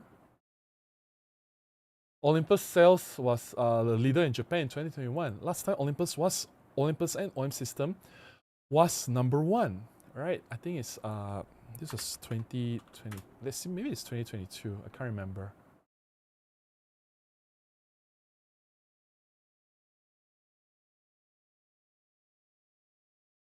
Wow. See, OM System in 2021 had 14% market share. What happened to them? It's like if you dig back the older data, right? OM System, Olympus, they were #1 in Japan in mirrorless. Sony, Canon were behind Olympus and OM System. Like, what happened now? So of course back then Sigma will make these lenses for Micro Four Thirds, right? So yeah, it's weather sealed, well priced, but they're not making it for Micro Four Thirds. A bit amazing combo. Yeah, but then again, like, can you really blame Micro Four Thirds? If you are Sigma, I think you'll make the same decision. You just think what's best for the company, right? Paul says, take the picture with the gear you have in your hand. That's correct. That's correct. What you have is the best. Brian Catcher says, the boathouse is really dangerous to drive past tourists like to play chicken on the main road. Really? Ah, you mean when they park up the hill? The road leading up to King's Park, right? They park alongside there and then they walk down and they cross the road, right? But I don't do that. I walk from the uni because I was from UWA. So I walk from Matilda Bay around there and just along the road. I never had to cross the road. Right, Catcher says, what do you think of the OM3 Astro? I have no thoughts. I don't do Astro. Like, have you seen me do Astro? Have I done any night sky photography? That's not a camera for me, and it's not a camera that I can comment on. And I'm not one of those YouTubers that can pretend to be an expert in everything, right? Like, I can talk about macro because I do a lot of macro photography. I can talk about street because I do a lot of street photography, and I talk about this job because I actually did it, right? But some people, like, they never really did something, but they just claim that they're an expert, and then when they talk about it, it seems like you sort of question their expertise and their knowledge. Like, do they even know what they're talking about? Just because I use Micro Four Thirds doesn't mean that I know everything about Micro Four Thirds. Just because I use Olympus cameras or I've used the OM3 before doesn't mean it qualifies me to talk about OM3 in an area that I've never done before, right? So it's also very important for you to acknowledge your limits and know what you cannot do and be transparent with everyone. Like, I don't do night sky photography. That's not one of my best strengths. And I don't think I'm the best person to give that advice. Same with wildlife photography, right? You wouldn't come to me to talk about birds in flight or shooting some game, what do you call that? Going out shooting some wildlife in Africa, for example. That's definitely not, I'm not the best person to talk about that. So yeah. Luffy says Sigma already has the Micro Four Threads protocols. They already have the mount manufactured and compatible, but they have also discontinued these mounts many years ago. Yeah. Anthony says, would like to see on systems 500 f5.6 with Sigma S. I will have no problem with on system partnering up with Sigma to bring such a lens out. Yeah, I don't know. Why start at 500? Why not 800, 1000, right? Seriously. Who says, probably not yet. It's not easy to get them in Poland. That's where the website is based on. Get what in Poland? Interesting. Sean says, Perth born here. How are you? A long time no chat. I'm good. I miss Perth. Went to Perth last year in March. Was expecting the weather to be a little bit colder. In March, it was autumn, right? Late March, but then it was hot. I think there was a heat wave. It hit like almost, it wasn't 40 degrees. It was 36, 37 degrees during the daytime. It was so hot. My goodness. I was hoping I could enjoy some cold weather, you know, getting away from Kuala Lumpur. The previous time before last year was 2019. I went to Perth in 2019, also in March. To do a job. I had a job there, and it was cold back then. It was like nighttime, it went down to like 14 degrees at night. Daytime was like in the lower 20s, so it was nice. But last year was miserably hot. So anyway, Ruby says maybe OM Digital Solutions and Panasonic can offer a cash incentive to bring the new Sigma. Do they even have cash? If they have cash, they should be making newer cameras first, right? Like, it's like, okay, here's the thing. Lens is one thing. Did you understand what I said earlier when there's the market share? We're referring to cameras, not lenses.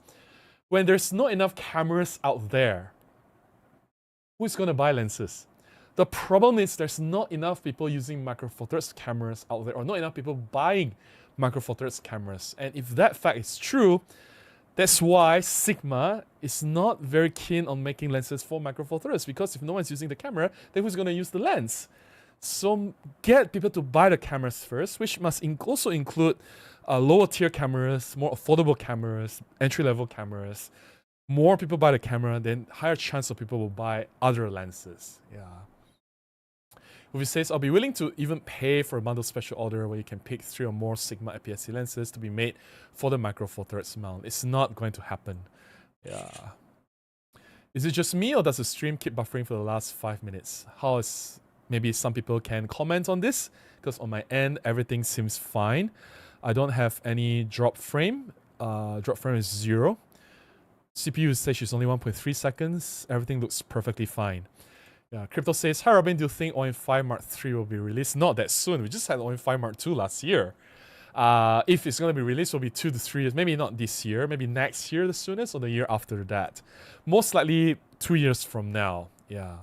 Ruby says, I can understand the reasoning for Sigma. I just can't get away from the feeling of frustration. I just want the 31.4 for the 6.1.4 and 112.1.4 equivalent true focal length of f1.4. Then be frustrated with OM Digital Solutions and Panasonic. I understand your frustration. I just think that it's misdirected, right? It's not Sigma's fault. Like, if I'm Sigma, I will do the exact same thing. But if I'm OM Digital Solutions, I would change a lot of things, right? Especially Panasonic. What the hell is Panasonic doing? Yeah. No chance it is hot. Yeah, I mean, like, what's the temperature in Perth now? But Perth is still quite hot now, right? Perth weather. This is not... It's almost March. Yeah, it's still like... Still not that cold in Perth yet, right? Yeah. Ruby says, I do have a question. I'm curious why Olympus made the old choice of making the silver 1250 lens darker than the 1442 and 42-150. The 12 to 50 is just a one-off thing, and it's sort of like a limited edition thing. It's not meant to be like a normal thing, right? Whereas the other 14 to 42 is mass produced, and all the other silver lenses for the other lenses are mass produced. The 2 to 50 is more like a limited edition thing, and it's not bundled together with the camera.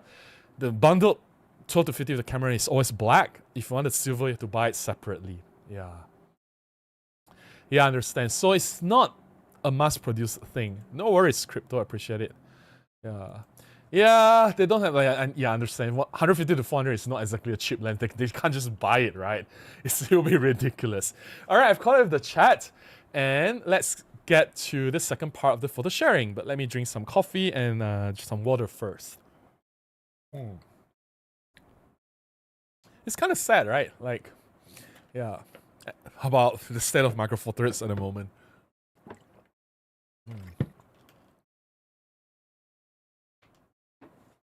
Okay, second set of photographs. Here we go. So for those of you who just tuned in and you're not aware of what I'm doing now, I'm sharing a set of photographs from an actual job that I did 2 years ago.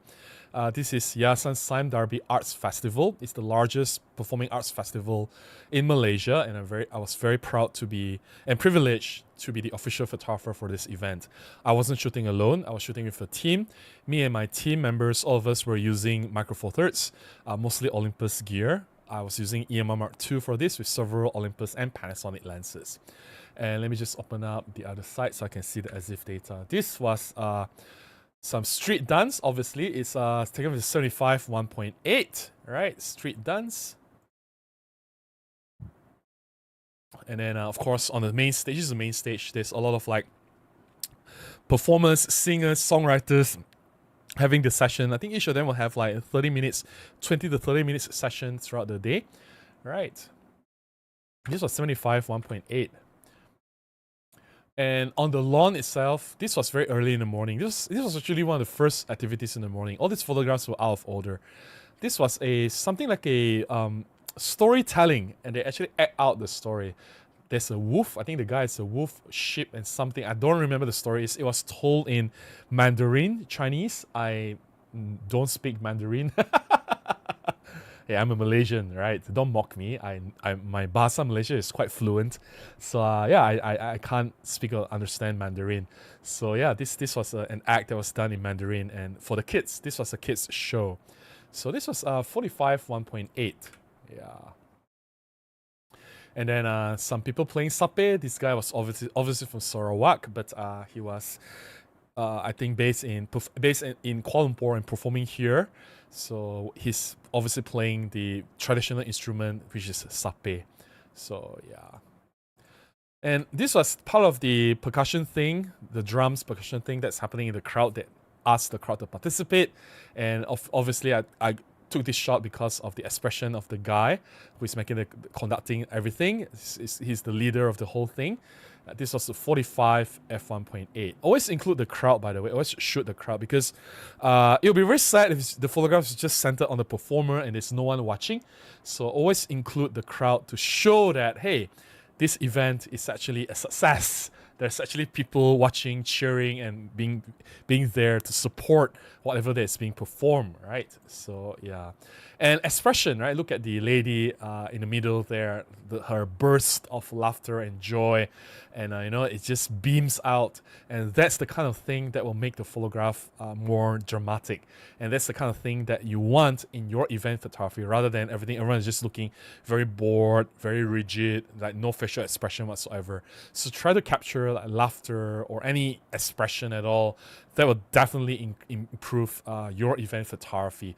And I'm not saying that all the photographs has to be like that. I understand some photographs you still need to capture like the boring shots. Sometimes there's the VIP giving a speech, and I mean, how much expression can a VIP give? He can't just laugh in the middle of the speech, right? So that's fine. You have the boring shots, but also try to find all these other shots to supplement, to make your series a little bit stronger. So yeah, this is 45 1.8. No, f2. I don't know why I stopped at f2. I could have been happy with f1.8. Sometimes your finger, when you hold the camera, you just turn the dial unexpectedly. So this has been turned to f2. I don't know why I did it. And this was the performer. I've a closer shot of this earlier of one of the younger girl.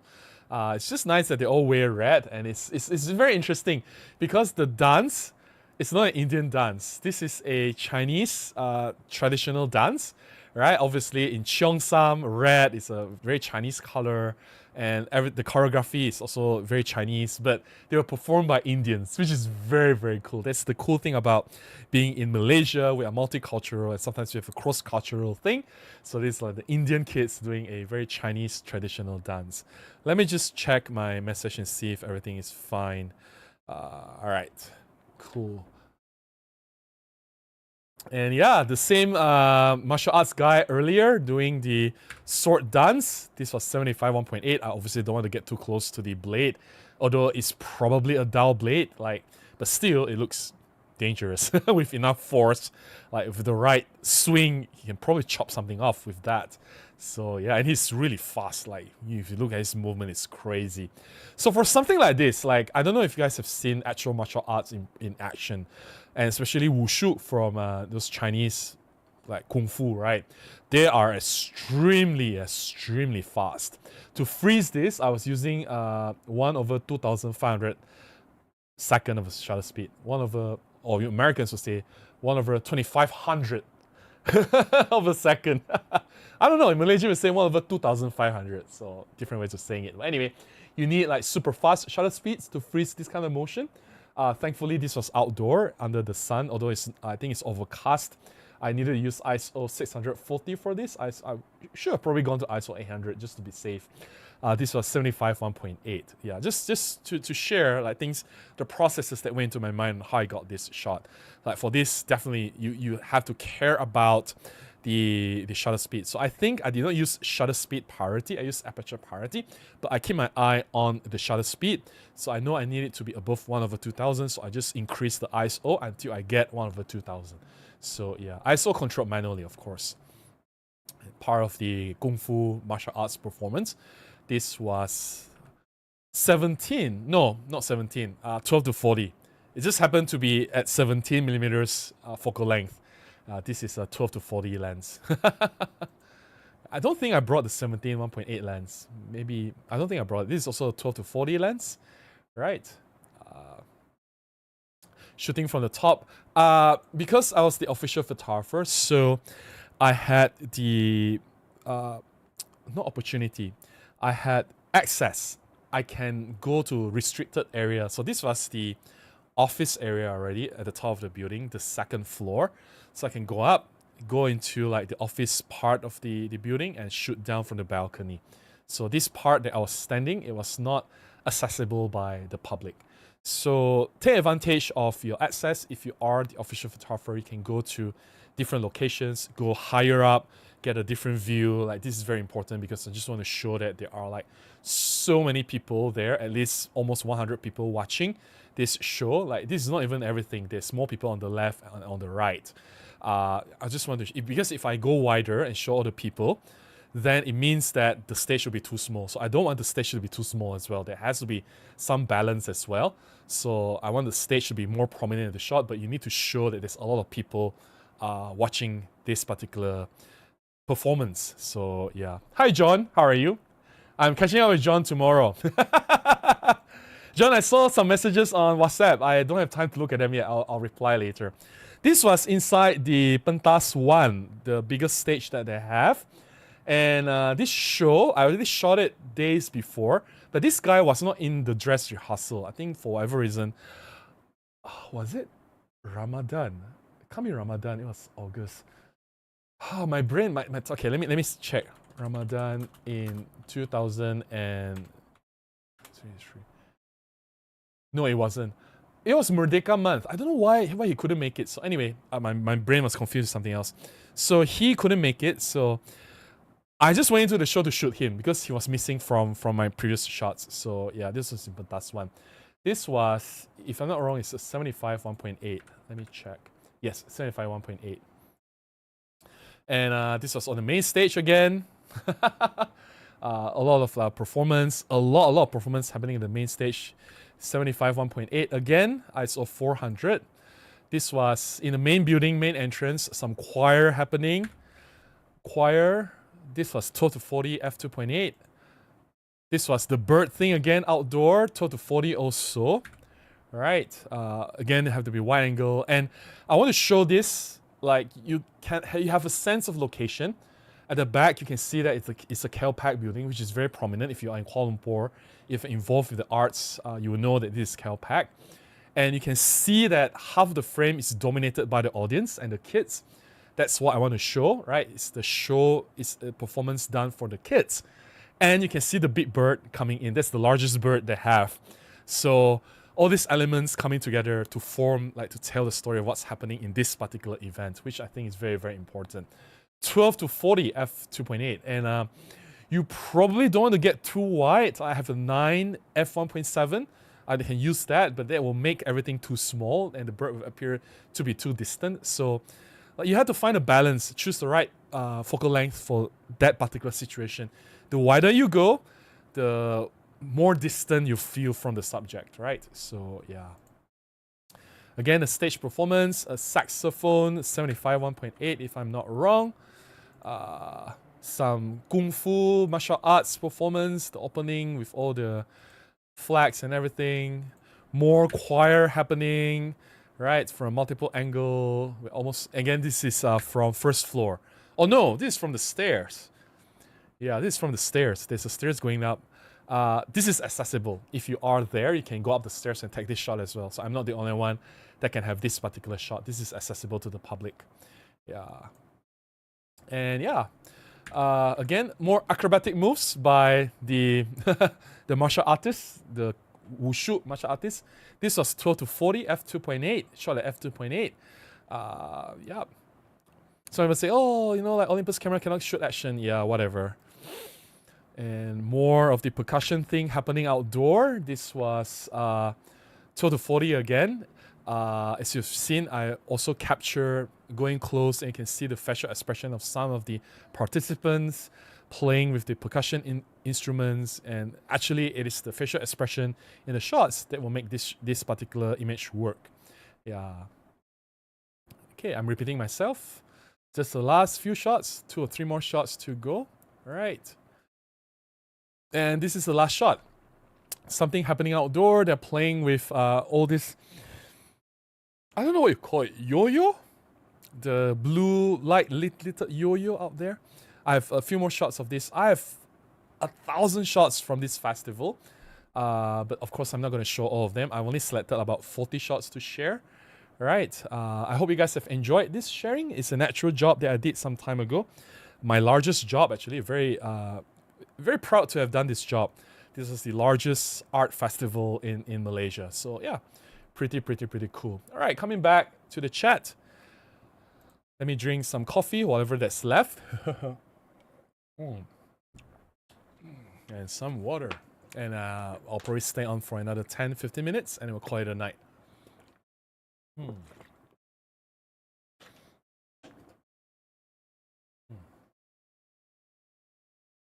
Who says, sorry, I understand behind the economy reason why they choose the most popular mounts to have a higher increase of quantity sales. Yeah, and the fact that camera sales have been decreasing over the years, right? We are not selling the same amount of cameras and lenses, say, compared to 10 years ago. It has been decreasing sharply over the years. So they have to be a little bit more careful of how they place the products in the market and who they make the lenses for.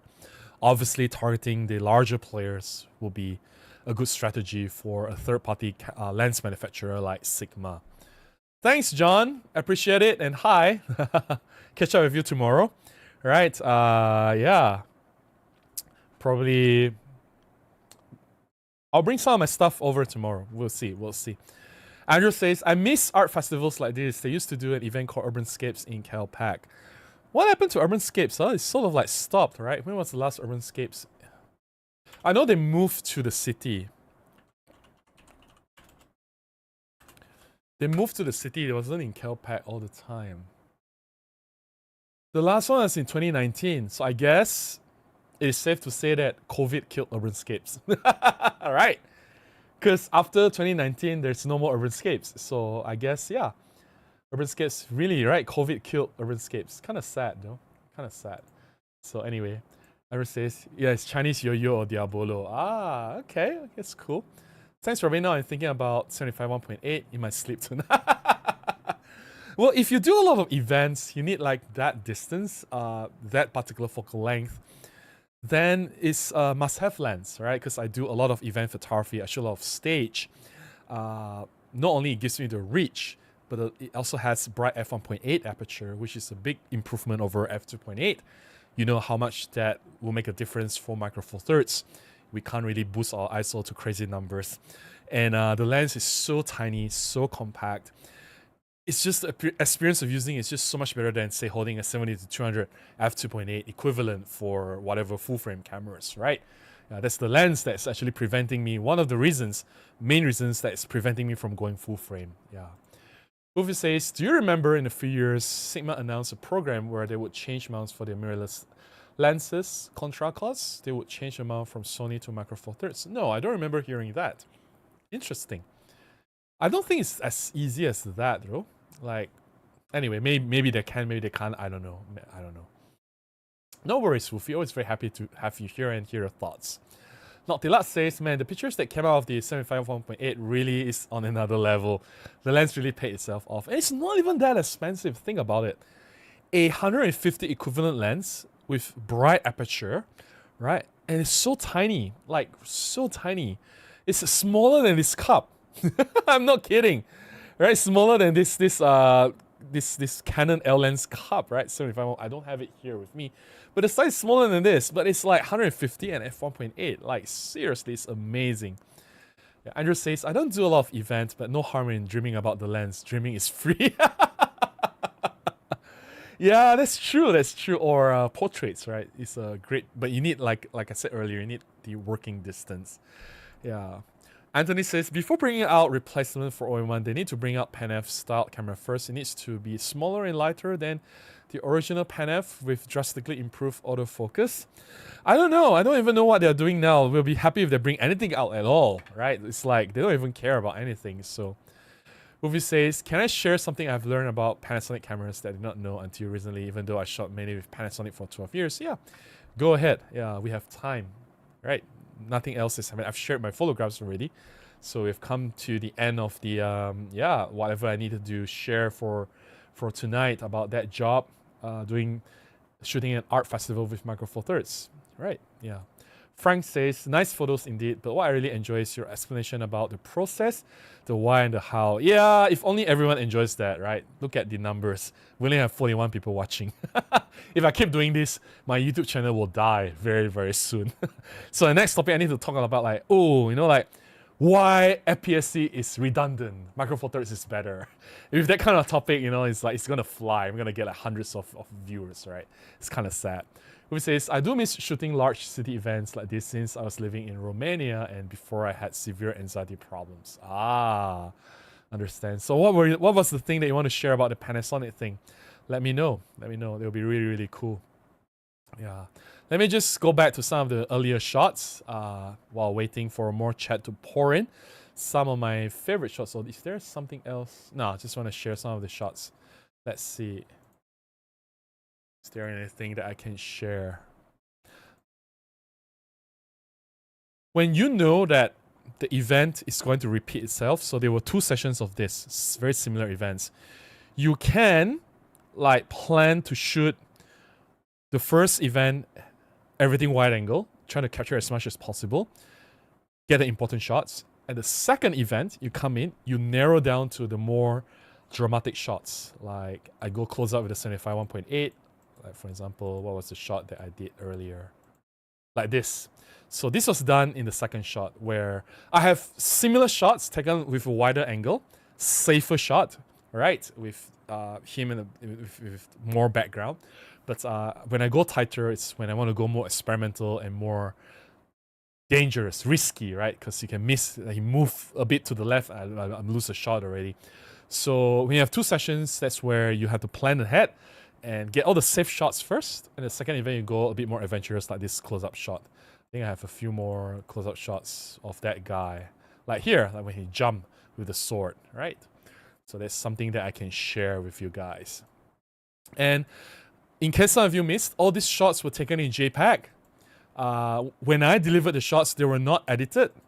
But here it's edited, of course. I've cropped a little bit, increased the contrast a little bit, right? Yeah. So the original shots were not edited because the clients needed the photographs every 2 hours. We drop off our SD cards and then there's someone working there. They will take our photographs and upload straight to Instagram. So yeah. So there you go.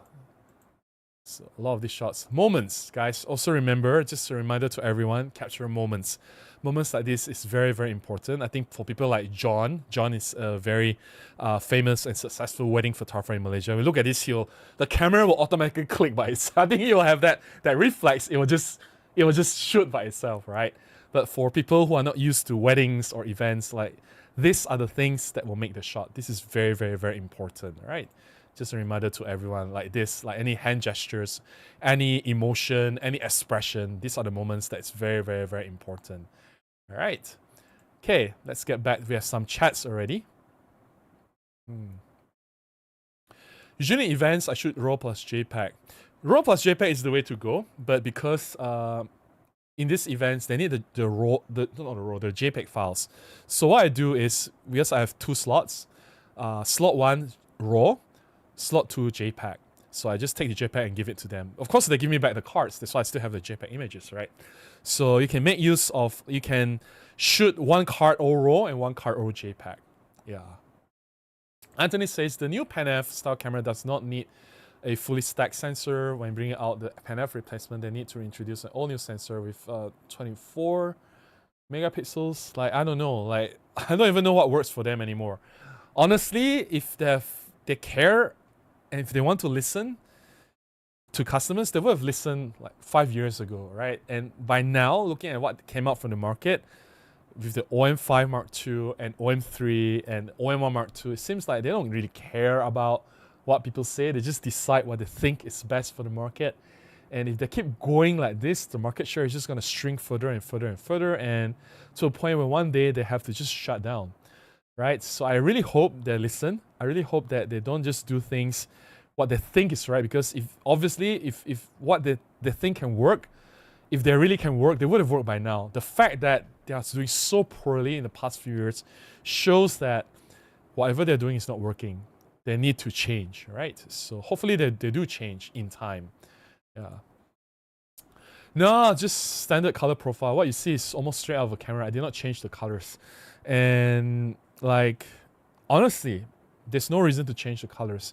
What the Olympus cameras they do best, they really capture the colors as seen with the eye, very close to reality or very true to life. Not 100% accurate. I can see some of the differences, but it is very natural, very pleasing, very, very, very true to life, and it's good enough to go. Unless you want to achieve some specific effects like film simulations or want to add grain or whatever, want to make it more cinematic than whatever, then maybe you shouldn't be shooting JPEG, or maybe OM system, Olympus, is not the best camera for you. You might want to choose Fujifilm with all this film simulation, or want to choose Panasonic for the real-time LUTs, whatever. Okay, fine, if you love those things. I don't care about this film simulation or whatever LUTs. I just want my photographs to look natural. I want them to look pleasing, and that's what my clients are looking for. Yeah. Okay. Not the LUT says, Robin, I read somewhere on the internet that a few Chinese company called Songro are going to release Micro Four Thirds. Do you know any of this rumor? What do you think of this Chinese company adopting Micro Four Thirds system? I've talked about this earlier in this stream. People talk about as if it's the first time Chinese companies make Micro Four Thirds camera. People forgot that there have been many Micro Four Thirds cameras that are made by Chinese companies. And the reason people forgot is because those cameras are forgettable. They are horrible. They are not good. You wouldn't want to use these cameras. For example, Xiaomi. Xiaomi has made a Micro Four Thirds camera before, Yi1 M1. It flopped. It got a horrible review. Kai from Digital Rev, now is on his own, slammed that camera so hard. A lot of reviewers gave overly negative reviews for the camera. And it was Xiaomi who has resources to make a Micro Four Thirds camera, and it failed. Yongnuo released multiple micro four thirds cameras before with touch screen, right? With Android based OS. It also failed. Autofocus was horrible. It didn't perform very well. The video recording was very bad. Overall, the camera it's just horrible. Nobody loved the camera. It also received overwhelmingly negative review. They have multiple cameras released by Yongnuo, right? And then we have Kodak. Kodak now is owned by a Chinese company. Also released a micro four thirds camera. I think it's a Kodak S1 something. Yes, Kodak has a micro four thirds camera. And it also flopped. It did not do well. So if all these Chinese-made micro four thirds camera did so poorly, what makes you think another company is going to do well? If it was a large company, say for example DJI, that makes a micro four thirds camera, then maybe there is some hope because DJI also owns Hasselblad. Obviously, they have the technology and know-how to make a proper camera. And looking at the recent track record of DJI with the latest drones and the Osmo Pocket 3 with the action cameras and the microphones that the DJI have been making and the gimbals, then yes, I think they know what they're doing and they're capable of doing or producing a decent micro four thirds camera. But looking at other smaller companies, all the small companies, they are not really a camera company. They don't really care about cameras. And when they release micro four thirds camera, it has always been a massive disappointment. What makes you think that this new camera company that has no experience in making cameras before will do any better? I have very little hope, and I think whatever cameras that they make will be a joke.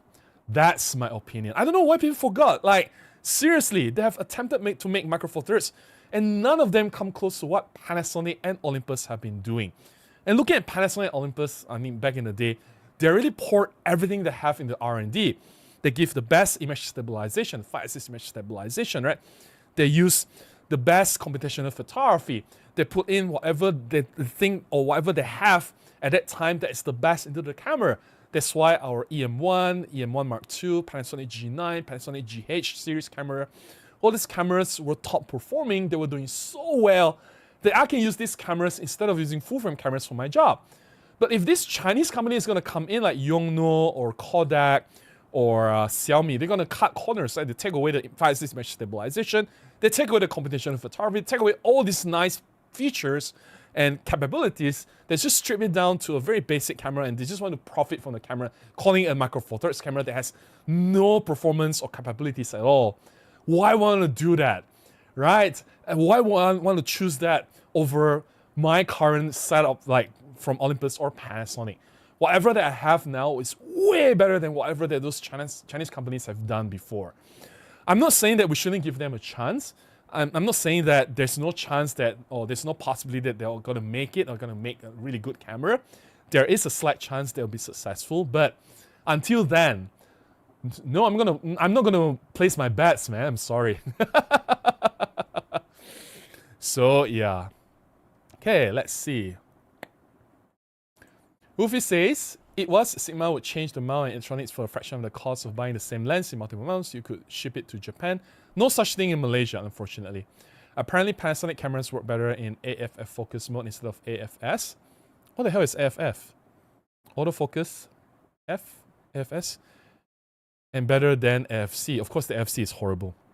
I don't know why, but I've found my old Panasonic G7 is more responsive and accurate with AFF. What the hell is AFF? No idea. But I've never had any issue with FS with Panasonic though. Like GM1 AFS is perfectly fine. GX7 FS is fine. I've used GF2. So I've used S100, GF2, GH4, G9, GH5, GF2, GX7, right? And more recently, a GF7. All of the FS is fine. I have no issue with it whatsoever. Anthony says the new Pan-F camera needs to be sold around the same price as OM5 or possibly slightly cheaper. Let's look at it this way, Anthony. If they want to make a Pan-F, they would have made it like a few years ago. So the fact that we don't have Pan-F as of now means that we will never see a Pan-F anymore. Like, I don't know why people still keep holding on hope. The fact that they launched the OM3 means that screw you, Pan-F, we're not going to make it anymore. Whether you want to accept the fact or not, it's up to you, but that's the message that they're sending.